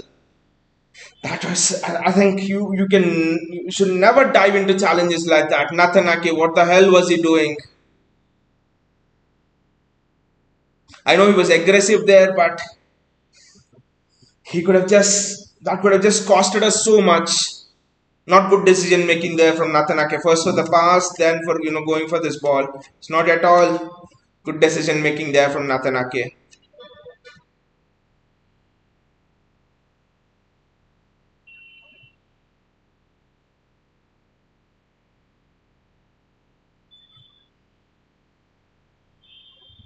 Now is the ref? Why did the bloody ref give yellow card to Natanake?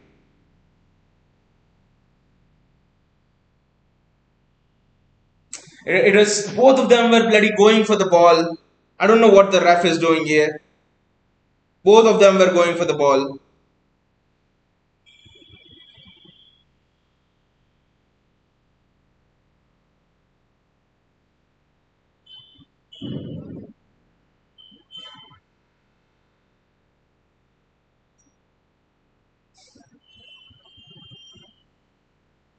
What is Pep Guardiola speaking to Dan Burn? I don't know. Pep Guardiola should be made the universal coach, which means he can coach all the teams in the Premier League and stuff like that. Rodri does extremely well there. Rodri does extremely well. Give it to Brana, give it to Foden, give it to Foden. Yes, Foden's in space, Foden's in space. Ah,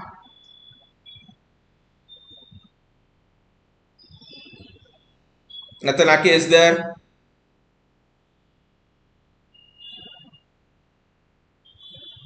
Oh, Erling Haaland tried something fancy and he just can just look at the frustration of Erling Haaland over there. He's just not getting service there. But I wonder why Phil Foden didn't go for the shoot there rather than that was an almost impossible thing to score, even for Erling Haaland, which means it's impossible for any of the centre forwards to score that.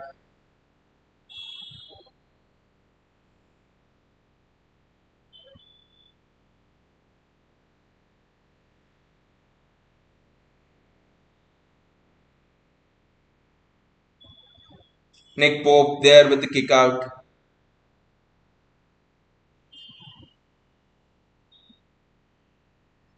Erling Haaland.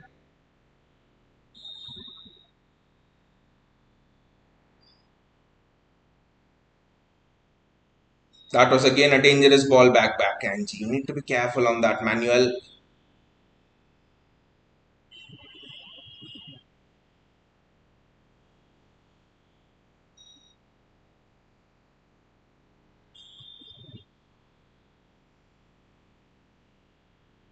The longer this game goes on 1-0, it's the longer the nerves will be there for City.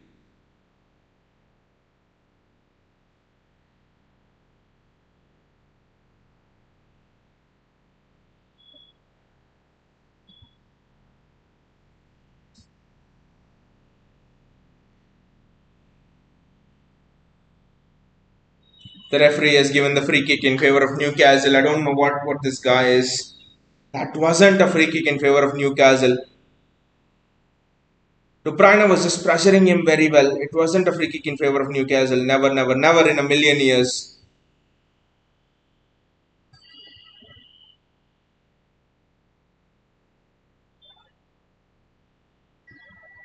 Gundogan does extremely well. Jamal Lascelles there should be booked. Grealish actually does extremely well over there. Now come the changes. Now come the changes, guys. Alan Saint Maxim is coming on.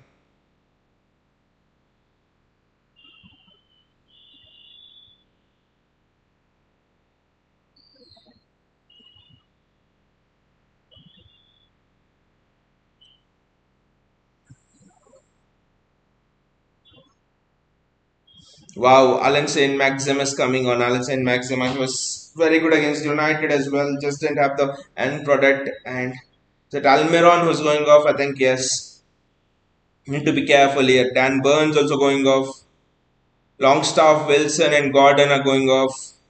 So it's not a Almiron.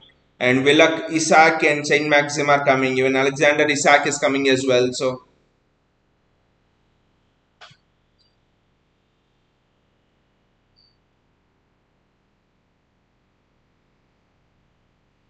Jack Grealish, Nathan Ake. Need to be very careful now. Newcastle have some real pace to burn on the counter now. Need to be extremely careful. All of the forwards are quick now.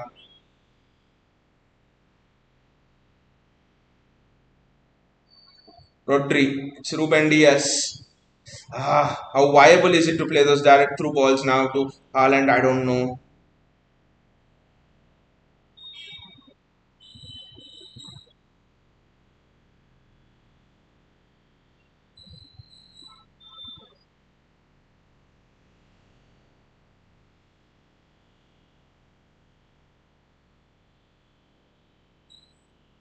Don't know what's happening there. My network connections is gone poor.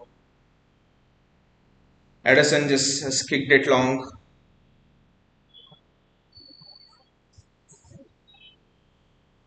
Look at that. Directly, you look at the injection of the pace there from Newcastle. We need to be very careful. I think we need to get that second goal. That's it. You need to get that second goal there.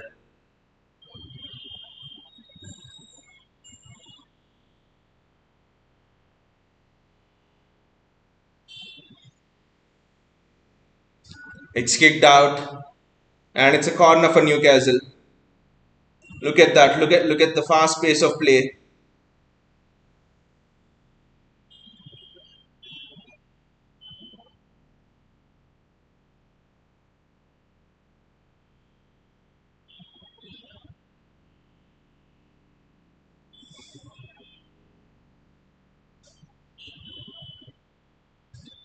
It's Phil Foden. Actually, Foden's doesn't done extremely well over there.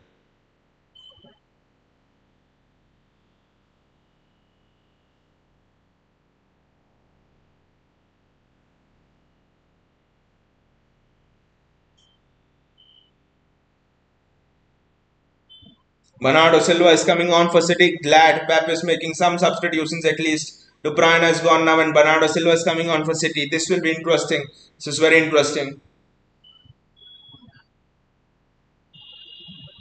Vishal says that should have been a penalty by Ederson. I don't know why they didn't check.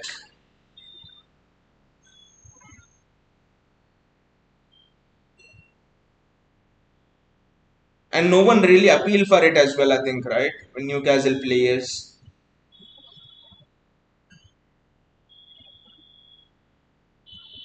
Manuel Akanji.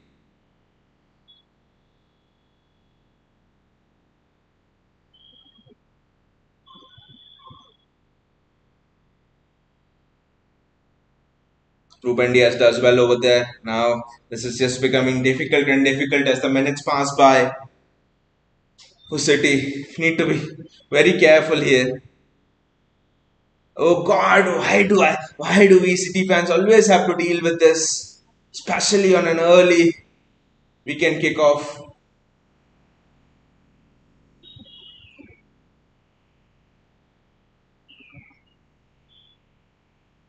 Edison does well to keep hold of the ball over there.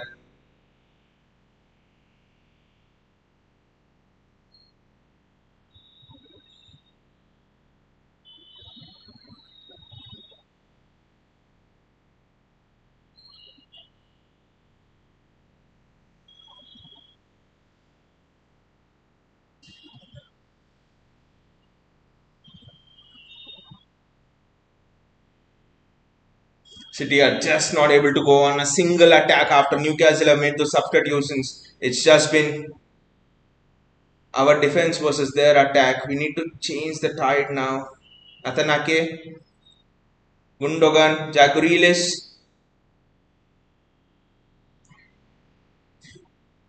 Bernardo Silva scores! What a goal! Bernardo, you beauty! Bernardo Silva! Wow! Wow! What a goal there! Off balance! What a strike! What a strike off balance! Left footed! What a goal from Bernardo Silva! Wow! Is this the moment when we announce ourselves roaring back into contention? Why is it lucky? Why is it lucky, Vishal? What is luck over there?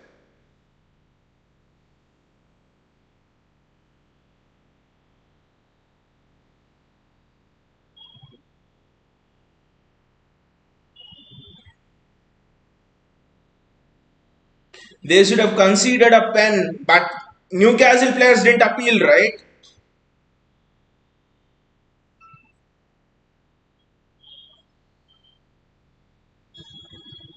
I can't believe it didn't even go to war, but VR checks it, right? VR checks all the incidents, right?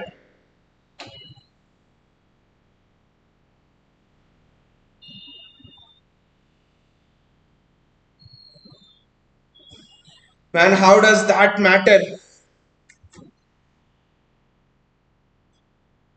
Okay, it did, okay. I got a bit confused. Okay, it didn't go to VAR. I mean, yeah, good goal, Basil. I got it. I was actually confused that you were referring to this one. Okay. About the lucky thing, yeah. The address 7. I mean, I'll be honest, I actually didn't see it back on the replay. There was no replay, in fact, so I'm actually waiting for the replay. I can only comment when I see the replay, actually, the VAR thing. So, I do not know. So, it will not be fair for me to just sit here and say Newcastle players didn't appeal in this. I'm really sorry for that, but I haven't seen it back. So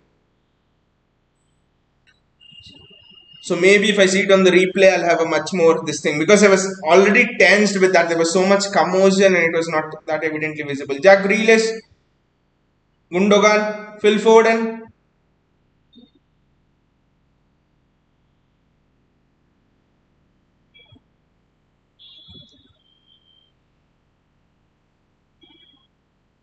Vishal says there was one dude. It was clear as day. Ederson hit Isaac instead of the ball. I'll just see it back once, Vishal. I'll just see it back once because literally I haven't seen the replay of it. They didn't show the replay. I don't know why.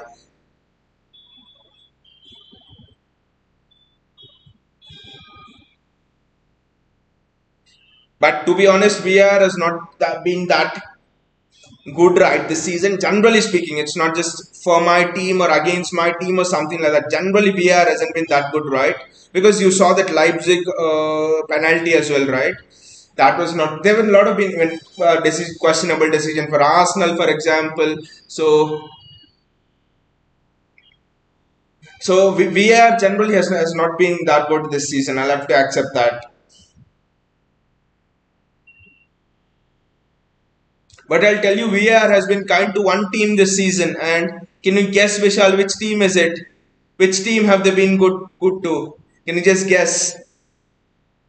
Probably both of us hate that team. Both of us deeply hate that team. It's United.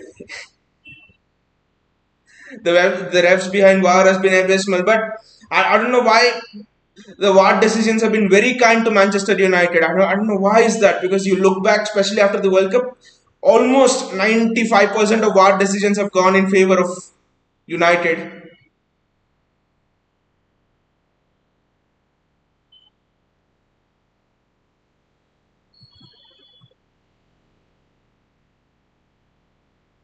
Jack Grealish, Ilkay Gundogan,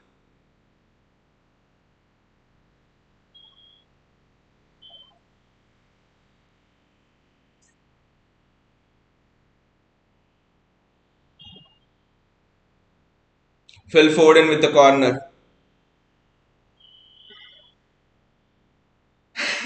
Vishal says, who cares about that club? Dirty fans, dirty refs in their pocket. Exactly. And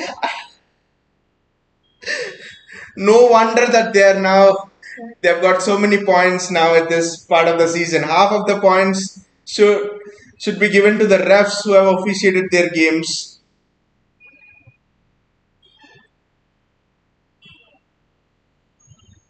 Newcastle are pressing high. Just clear the bloody ball, you idiots. Just clear the bloody ball.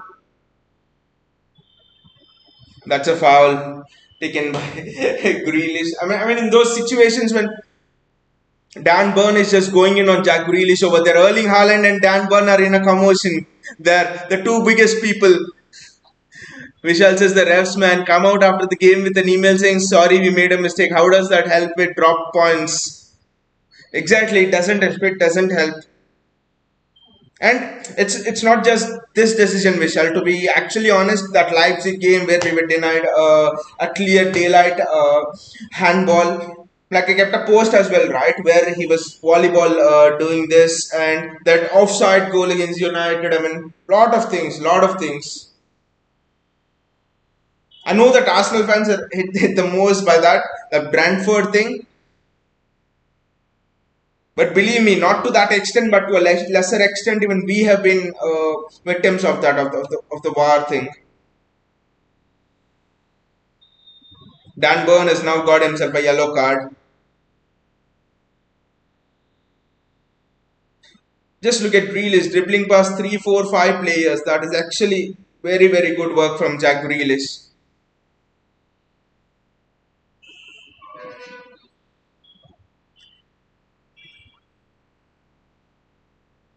I actually think there should be an audio description of what the VAR official is checking, with that is audible to the audience. Just like for example in the IPL, when the decision goes for a referral, you can clearly hear what the third umpire, for example in the IPL's case, is telling the director to check. Give me this angle. Give me this angle, so that I think fans will know what the hell is VAR doing there. It is not at all transparent now. In fact, it is more intransparent. And what the VAR officials will now say is, in general cases, that the decision is not clear and obvious. That's what the VAR officials will say. Edison, Eddie, just kick it long.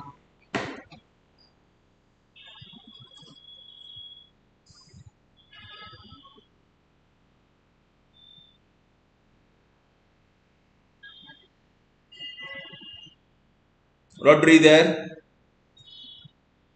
It's a free kick in City's favor. Well done, Rodri. Wow, Vishal, if you're still here, Emil Smith Rowe is starting for Arsenal. That is interesting. That is interesting. And Jacob Kui, or is it on the bench? Maybe I didn't see it correctly. Vishal says that's actually been widely requested by everyone now. Hope next season onwards it will be released. It has to be, because the very point VAR is the very point VAR is in place is to make decisions more transparent, especially in big games where the margins are like very thin. Like I remember 2018-19 season when we were chasing Liverpool, VAR was not there, but James Milner was offside by like 20 kilometers, and still Liverpool got the goal. Okay, that season we won the title, but it is to avoid those decisions. VAR was brought in, and they have made it more worse now. It has to be absolutely clear and transparent. Okay, he's on the bench. Okay, okay. Because I was just reading the lineup, and then yeah, he was on the bench, and I thought he was starting there. Yeah. But Emil Smith Rowe is also a good ball carrier and stuff. Immortal Emperor is here. He says, we have won this now. I don't trust it till the end. Immortal Emperor. I'm like, till the last whistle is done, nothing is guaranteed. Especially after, that Real Madrid fiasco last season. We were almost having a two-goal lead, right, in the tie against Madrid, and Madrid erased it in what, in a minute. So that is how cruel football can be. So nothing is done until the final whistle has been blown. It's a free kick for City now. Almiron is off and Jacob Murphy is on. There's a free kick committee over there. Now that Duprana is off, I actually think Gundogan, I think I would want Foden to take it. Probably a left footer would suit this more than a right footer.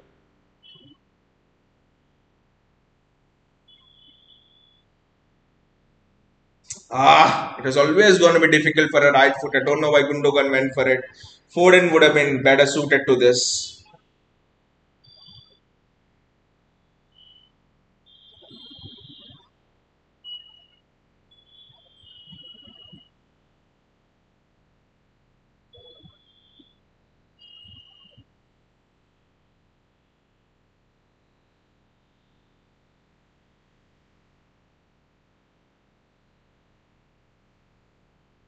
Bernard, they're showing the replay of that Bernardo Silva goal, and it's just.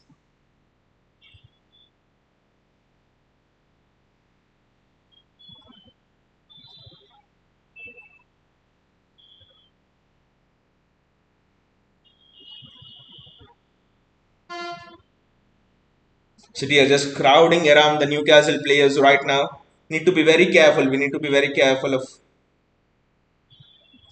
not conceding the next goal. We scored the next goal and we won this match. That is for sure. Nothing, nothing, nothing. Very well defended. That's extremely well defended. Jacob Murphy was coming on it, but Kyle Walker does extremely well over there.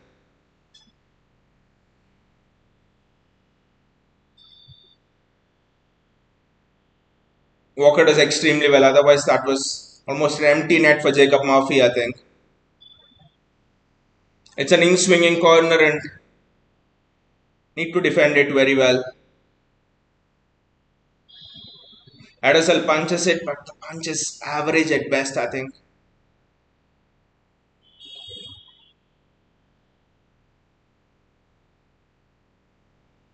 My worry is, can we keep a clean sheet? That's my only worry.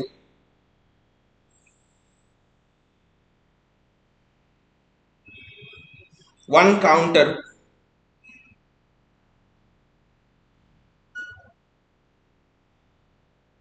That's a goal kick. Very well defended, Manuel. Very well defended over there.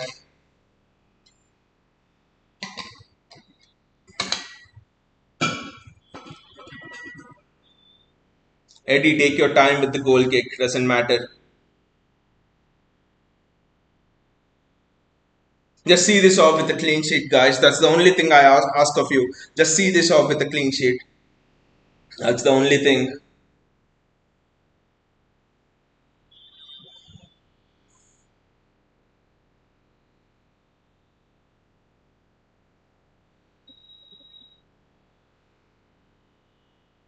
Nathan Ake, Ruben Diaz, Edison, Eddie, kick it long.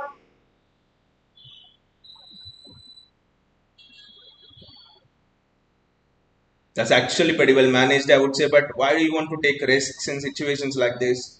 Never understand. That's a free kick to City. Very well done, Haaland. Extremely well done. He's relieved the pressure there. Very well done to Erling Haaland.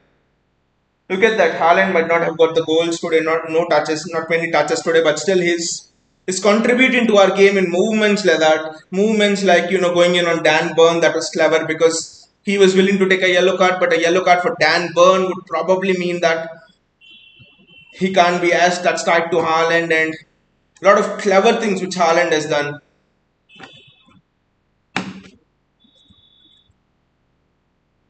Bernardo Silva. Now the thing is, for the next 10 minutes, let us not concede. That should be a target. Let us not bloody concede for the next 10 minutes. Jack Grealish, Rodri,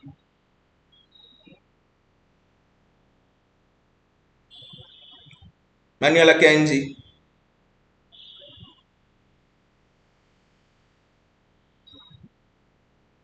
Good ball there to Phil Foden. Foden does extremely well. Nathan Ake there with a heavy touch, but doesn't matter. Jack, keep the ball, not the corner flag, but Nathan Ake. And it's a corner for City. Well done, very well played, Nathan Ake. Very well played there. It's time, not the goals that are of paramount importance right now. It's time. And well done, Haaland, well done, Nathan Ake. Haaland in the previous sequence and Nathan Ake now that you're playing to time and not with the intention of scoring and stuff.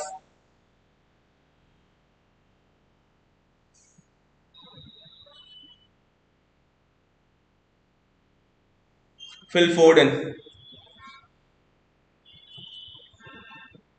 I'm amazed that he didn't take it short.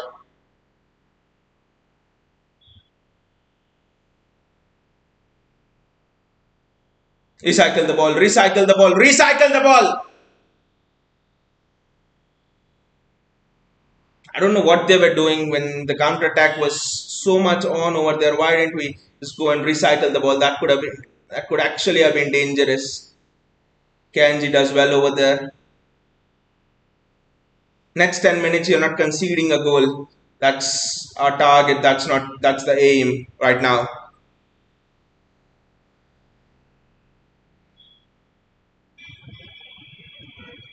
Kyle Walker. That's a free kick for City. Well done, Kyle. Well done. Extremely well done. Yeah.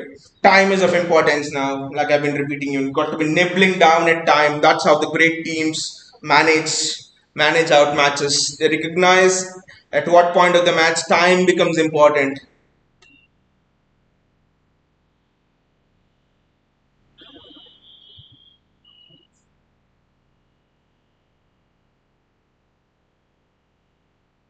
Nathan Ake.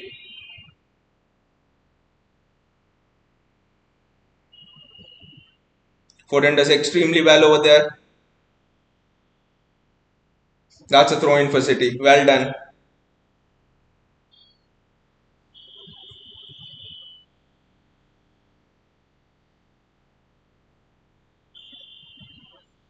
Pep Guardiola is sitting as anxious as us on that Gatorade fridge, mini fridge. Manuel Akanji. This might be the most important last 10 minutes for us, I think, in terms of our season.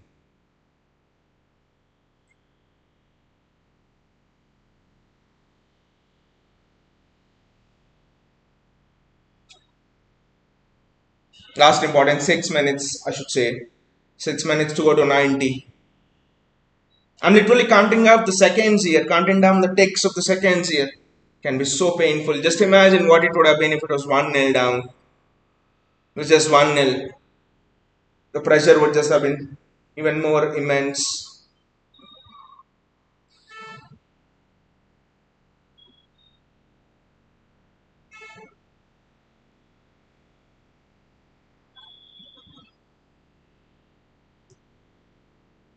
I probably think Pep needs to bring on John Stones as well right now.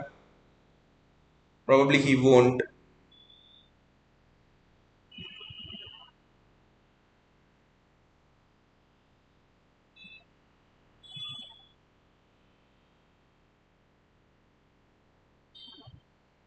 That's a foul on Jack Grealish. Wow, what a valuable player Jack is to have in these kind of situations. I think this could be useful in a Champions League match when you have to maybe manage the match out. I'm just wondering, I know it's 5 more minutes to go, but I'm just wondering how much of time is left for.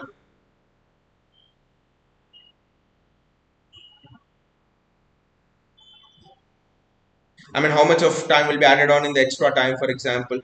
Jack,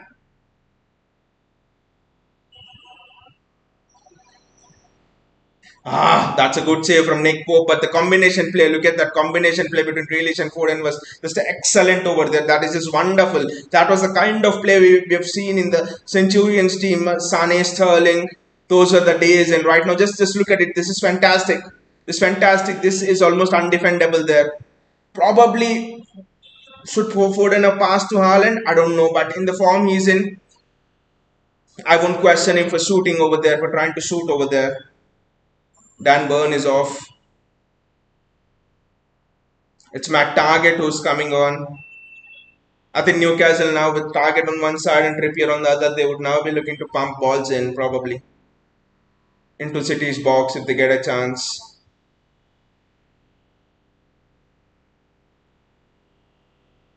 More than winning here, the closing out this win with a clean sheet is actually important, because just imagine what that would do to the morale of the team, what boost that would give to the team, that believing that we can close games out with a clean sheet. Next time, if you're probably 1-0, just 1-0 up heading into the last minutes, what happened against Nottingham Forest will not happen if you have this confidence. The season City have just not had that confidence.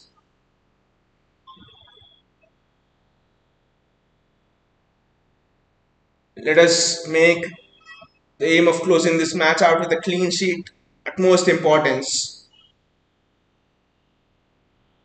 More important than us, just when you look at the reason why Matt Target is there, Gundogan as well, Erling Haaland, Ake,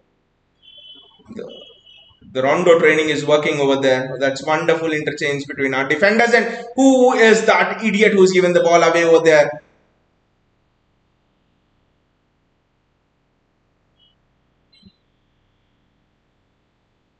That's extremely well defended. That's very good defending there. I don't know from who it is, probably from Kyle Walker, but that's very good defending. Otherwise, Jacob Murphy, I think today probably has two chances, two almost empty goal chances, and it's just because of Kyle Walker's defending that it's not been able to do that. Just defend compactly, guys. Very well done. Excellently headed away. Jack Grealish. Offside. That was offside from Newcastle. Grealish did extremely well. They're cool and calm. Hit the ball against a Newcastle player.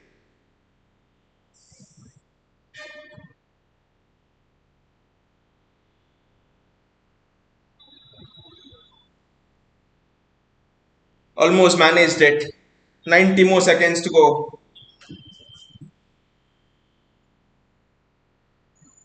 Managed it extremely well. You know the joy you get when in an early evening fixture on a Saturday, when City does well, it's that the entire weekend suddenly becomes so bright and so good.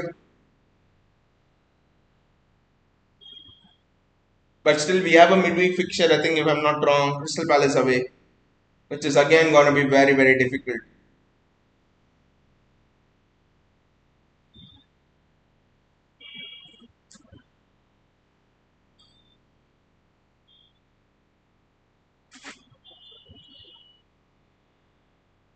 City have managed this out perfectly well.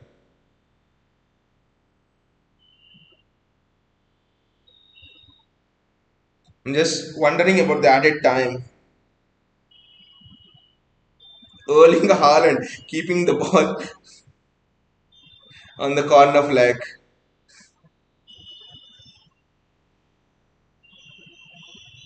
Nasir says you need to update your score thing. I will. Yeah. Thank you. Pointing it out. I know it's 2-0. I'm watching the match myself. Thank you for that.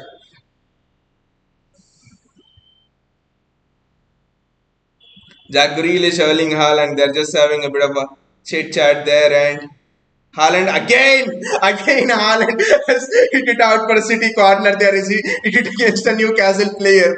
This is gonna just ruffle the feathers of the Newcastle players over there. Nasir says that's okay. Any highlights other than the goals? They're probably saying Isaac Ederson was a penalty shout. Have to see it back. Haaland Dan Burn got into a Haaland is taking the mic exactly. Haaland Dan Burn got into a fight there, and both of them got a yellow.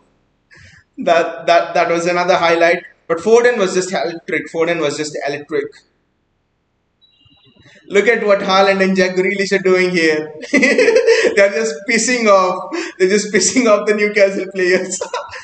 Again, Haaland does that again. It's another.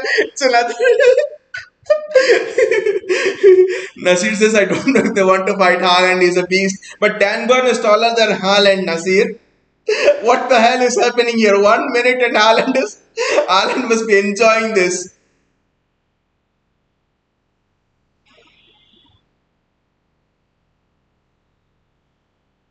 Newcastle come out with the ball finally.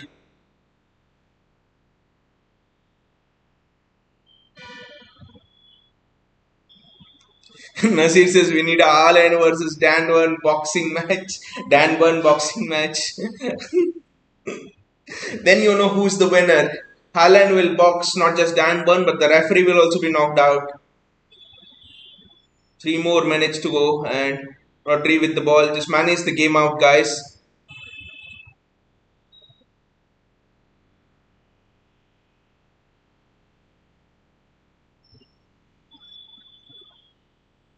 Ederson with the kick out. Rodri. Rodri does well. Have you ever tasted Prime the drink? No, Nasir. I've not tasted Prime the drink. Erling Haaland comes back to defend. I have to go, yeah. Thank you for coming on. It's a free kick for Newcastle. Yeah, the stream, since City is winning, the stream was great, but the stream was nervy. It was extremely nervy until the 70th minute, I think, till City scored a second goal. It was so nervy. But I think it's part of the thing why we enjoy football, that nerves, that emotion, whichever way the game goes. Yeah, thank you, Nasir. Thank you for that. Thank you for the compliment.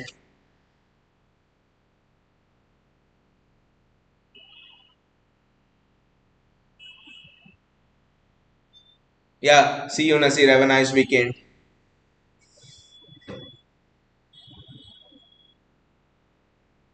It's a free kick, and Trippier is surveying the options, and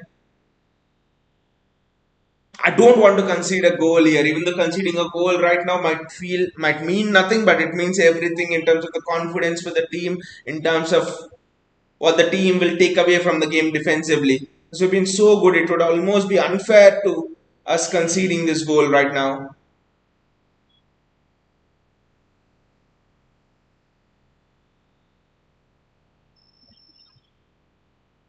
Edison does extremely well. Edison does extremely well to hold on to it. Trippier with the free kick, and that was such a good free kick again.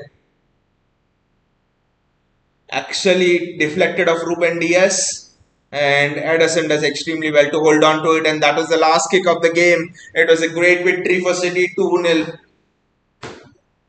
Pep Guardiola is having speaking something in the ears of Eddie Howe, but it is not a straightforward match. Don't let the score line fool you. That City have had a coast of a game today. The Etihad early evening kickoff. We have just had an easy game. It was never an easy game. Newcastle were into it till the end. Even at 2-0, you thought that Newcastle were in with a chance to score. So Newcastle were always in the game. So it was a defensively, I mean, overall, but generally it was, but more specifically, it was defensively a very composed game. Defensively, it was such a mature game, I must say. We showed maturity beyond what we have shown in the last 2 3 months defensively. We were pressing apart from one or two errors where okay, that too when coming for the ball, which is not a big deal. But generally, we didn't overpass today. We didn't overdo things. The passing was crisp. The way we won the ball way early from Newcastle.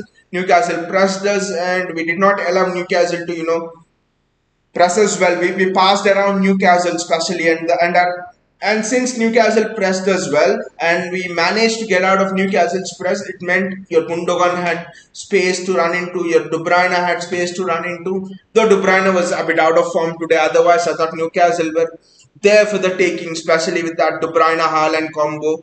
Probably we should have scored 2 more, 3 more if De Bruyne was right on the money, but it wasn't to be. I was especially impressed by the Grealish Foden combo actually, because the way Grealish Foden, especially in the last I think 86 minute or something, the way Grealish and Foden interchange passes, Grealish cuts inside very centrally from the left hand side, and Foden was making a run inside from the right, and Grealish gives him a pass after dribbling past 2 3 players. That was undefendable. That is the combination play we want to see. That is why we brought Jack Grealish in, and people were questioning why did you have to pay £100 million for Jack Grealish and stuff? This is the reason why we paid that one moment showed me why we paid 100 million for Jack Grealish. Some of the combination plays, some of the ways Jack Grealish gets the ball out of tight spaces. Today again, I think from the last few matches, I don't know if you people have observed this, but from the last few matches, Jack Grealish is not giving the ball away at all. When was the last time you saw Jack Grealish give the ball away? He's picking the exact right time to release the ball. He's picking out the combination plays well. And today he went for a shot as well, which is again very good to see. Just imagine if Grealish starts to shoot as regularly as Phil Foden does, that combo will be lethal, because Jack Grealish is one of the best long shooters of the ball in the Premier League. We'll have to accept that. Just go back and see the long shots that he did when he was again at Villa. Jack Grealish has a very good shot on him, especially from range. So especially from outside the box. So it's time that Jack Grealish comes out, taking those long shots in. Vinay says Pep's upward. Though what Silva will do in terms of creating and his scores. and Pep made only one sub. I think Pep either gets it extremely wrong with the subs or he gets it 100% with the subs. There's no middle ground for Pep Guardiola. I think it's just been wonderful in terms of his substitutions. Pep Guardiola has just been excellent. And it was much needed as well, because at that time you had Saint Maxim come on, you had your Isak come on, you had Almiron there on the left wing. So suddenly you had Willock also on, who was a great runner with the ball. So suddenly I think Newcastle were ready to break, and Pep realized if De Bruyne is there, De Bruyne is not the best person in terms of keeping possession of the ball, and especially in this form, De Bruyne had a lot of touches. I think if De Bruyne was kept on longer than he was in the match, I think probably we draw the game. I think probably Newcastle would have scored. So again, excellent sub from Pep Guardiola. Vinay says KDB needs good break. Yes, He needs an absolutely good break. But again, that's the problem when we need to get KDB firing on all cylinders because he's a player who can change the complexion of ties single-handedly. If we can get those through balls and crosses through to Haaland, you just can't defend against them. So it's a dilemma for Pep Guardiola. So I don't know how he works his way, how Pep Guardiola makes him work his way into the team. I just do not know that. But what I know is Pep really needs Kevin De Bruyne to come back into this team and play minutes. He's looking jaded. I agree with you. He's looking like someone who is longing for a rest. So, but I don't know how Pep Guardiola will manage him. That will be interesting. Pulkrich is well played, very well played in terms of everything. Everything today was absolutely perfect.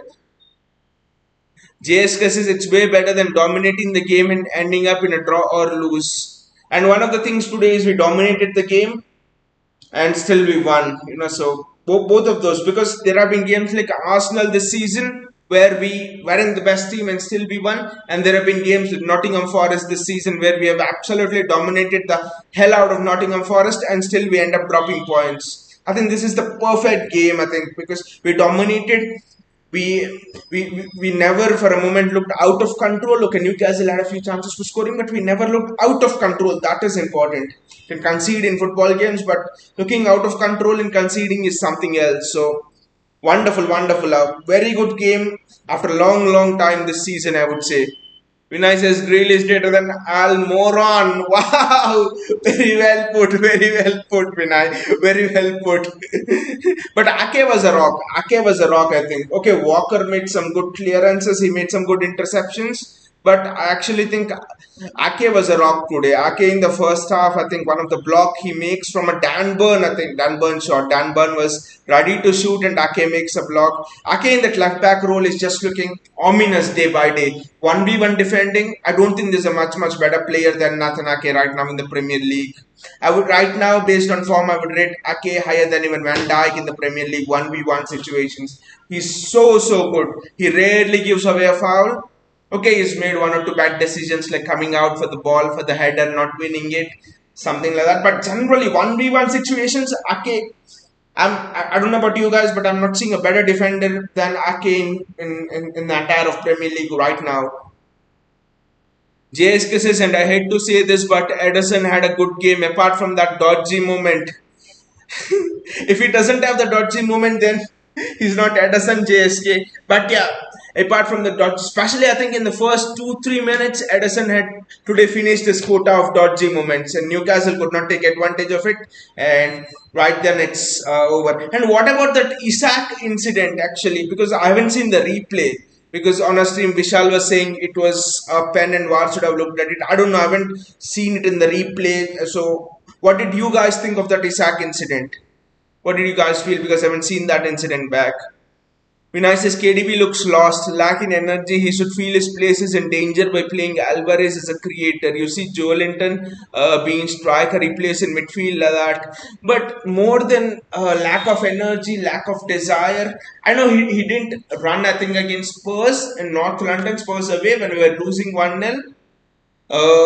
So we lost the ball and KDB didn't run to retrieve it. I mean, you could say lack of energy, lack of desire, but I'm not for a moment ready to believe that KDB is the person, is the personality who would have a lack of desire or lack of passion. I just think he's jaded out. He just had too much of football and he just needs a rest actually. He just needs a nice break. That's what he needs. It's almost like you don't sleep for 48 hours continuously and then the only thing you want to do is just fall on your bed and have a sound sleep. I think that's how KDB actually looks for me.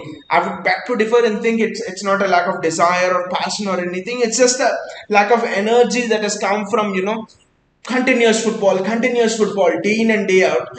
KDB is almost looking like, what would happen to Indian fast bowlers, especially 5-10 years back, if he had a good Indian fast bowler 5-10 years back who would be 140, 145. You just play him continuously for a year and a half.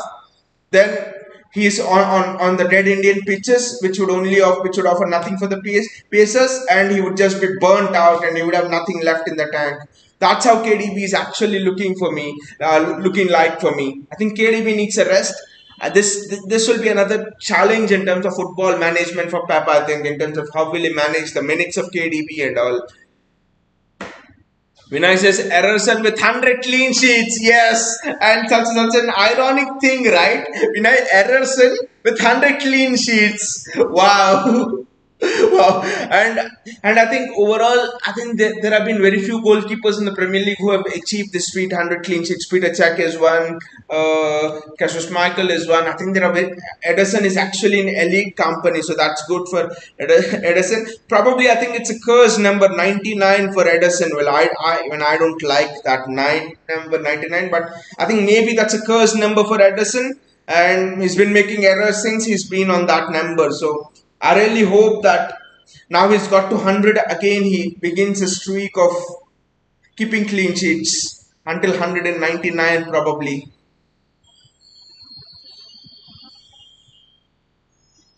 Vinay says an entry of our warrior Diaz has really made our defense superb, and Ake is the man of the match in defense. Ake is just.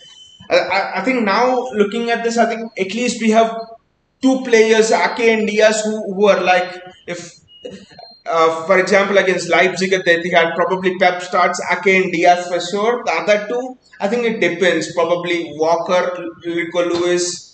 Again, I think it depends on what kind of formation, what kind of system you want to play. The partner to Ruben Diaz is the biggest question for me now. Who do you guys think should be the partner to Ruben Diaz? Because for me, I think I wouldn't take Laporte as a partner to Ruben Diaz, because Laporte, Nottingham Forest, what has happened? Laporte always has a mistake in him. Manuel Akanji, I mean, I accept that he's having a good season, but even with Manuel Akanji, there are games in which it feels as if you have to give the Ballon d'Or to Manuel Akanji. Like today's game, he was very good in terms of reading the play. I mean, with Manuel Akanji, one thing you get is, he uses his brain very well, more than his physical qualities. People say that Manuel Akanji is not physical enough to be a defender, but if you can use your brain very well, you don't need to be physical, and Manuel Akanji actually uses his brain well. Today, for example, how many times he got in front of Wilson to win the ball, how many times he got in front of Isak, for example, to win the ball, his interceptions, his reading of the game, everything's excellent. So, but Akanji, sometimes, he just is a bit careless.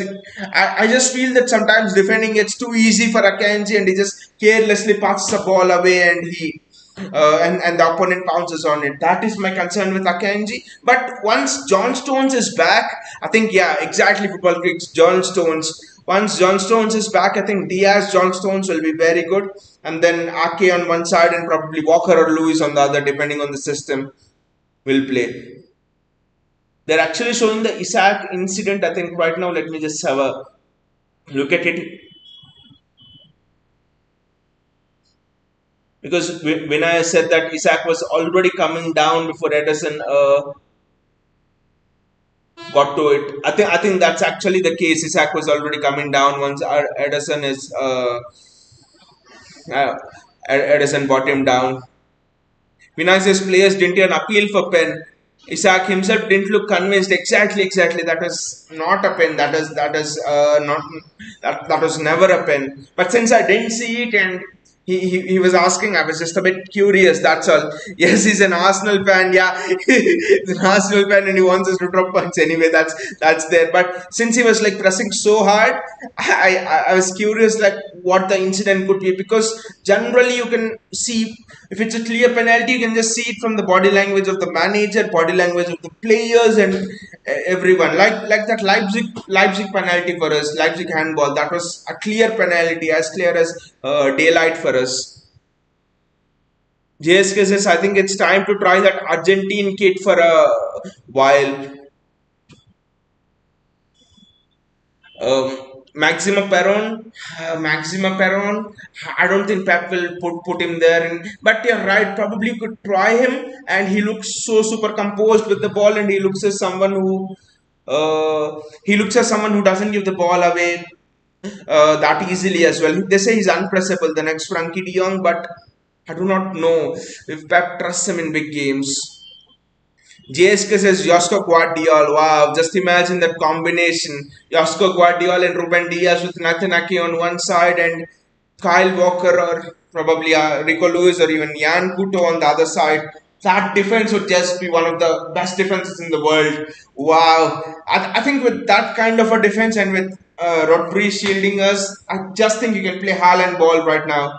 You could just throw those through balls to Haaland because of that security at the back. JSK says Ake shifted to left back. In a way, JSK, I think Ake has mostly played in the left back position, but I know what you mean because when Rico Lewis plays, Lewis shifts in the middle and Ake plays as a third centre back. But predominantly, Ake's positions have, even when he's played as a third centre back, predominantly Ake's positions have been down that left hand side. Third centre back or Maraudin down that left hand side. But one thing I'm really encouraged and happy for Nathan Ake is the way he is going forward, the way he's forming those combination plays with Foden against Bristol City, the way he's playing, forming those combination plays with Jack Grealish over there. Today also, I think once or twice, Ake is overlapping, and I think once you overlap, it makes Jack Grealish 100 times of the player he is because then Jack can decide to cut inside or Jack can decide to be out wide. He can do so many things once you offer an overlapping run to for Jack Grealish. So very excited and very happy for the progress that Nathan Ake has made. Now since Ake is 80% usual left back now. Exactly, Ake is, and also one thing with Ake is even in this season where we have been defensively a bit shy compared to the previous seasons, I think Nathan Ake has always given us those 70-80% day in and day out. Even right from the start of the season, he's been very good. It's others who have not been good, and that's been the letdown point. I just hope John Stones comes back in the next match and John Stones is fit for the next match because the next match will also be very tight. I think, if I'm not mistaken, the next match is the next match is against Crystal Palace, and then we have Wilfried Zaha playing for them, Elise, Eze, there'll be Edward with his physicality, which Ruben Diaz will have to deal with. The next match also will be like very tough in terms of counter-attacking. That too away, that with Crystal Palace home. So let us see how it goes. Nice is I have Saka captain versus Bournemouth. Hopefully that jinxes it. Vinay and Saka is a shit game. But we somehow need Arsenal drop before we play Arsenal at the Etihad. We somehow need Arsenal dropping points. If not a loss, at least a draw. Vinay says Grealish needs some applause. He's taking players spot on passing around the box, track back, evading press. He's just doing. He's just showing why we paid 100 million for him. It's just been fantastic, right? He's doing everything. There was a moment in the match, I think it was around 85th minute or something. It was 4 Newcastle players crowded around crowded around Bernardo Silva, I think, and Grealish takes the ball. He brings the ball out from the crowd, and then he takes the ball through the midfield.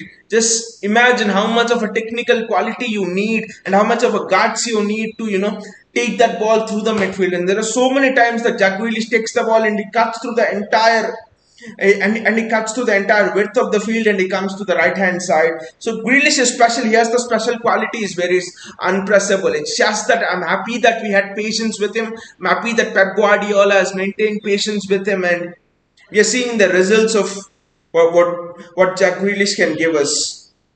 And just imagine once that combo between Grealish, Haaland, and Foden settles down, and once Nathan Ake overlaps even more, or we get an overlapping fullback, for example, even more, and just imagine how big of a player, how much impact Grealish will actually have then. Vinay says doubt we'll get any winger seeing Grealish. I really am happy if we don't get any winger as well, Vinay, because I really want us to groom Ambuda and Carlos Borges. Yesterday there was an EDS game us against West Ham and we won 5-1. West Ham were unbeaten in 8 of their last, West Ham have won 8 of their last 10 matches and we defeated them 5-1. Ambuda and Carlos Borges were just brilliant again. Ambuda, his technical ability, his recognition of the space of where players are. Carlos Borges may be a little bit raw, I think, still, but Ambuda is ready to get into the first team. So I really want us, grooming Carlos Borges and Ambuda. Carlos Borges is definitely an upgrade on on Raheem Sterling. He has got 30 goals in all competitions in the EDS and he's been doing it consistently. In the COVID hit season, I think The season after, he's at 20 goals. So Carlos Borges is a goal scorer, which is something which we didn't have with Raheem Sterling. So I want us to groom Borges and Embuda. Reminds you of Leroy Sané, actually, seeing him cut inside, seeing him pass to Borges, and also I want us to groom both of them, Embuda and Carlos Borges, and instead of signing a winger, I think, since we already have our Foden there and Grealish also playing that well, and probably Mahrez, he is looking very good, so he could extend for 1-2 more years with us. So I think that would be the perfect plan. Just imagine then, if we have both of them on the wings, then probably Foden would go into the midfield, which was actually his position. Then you can see the entire academy coming through.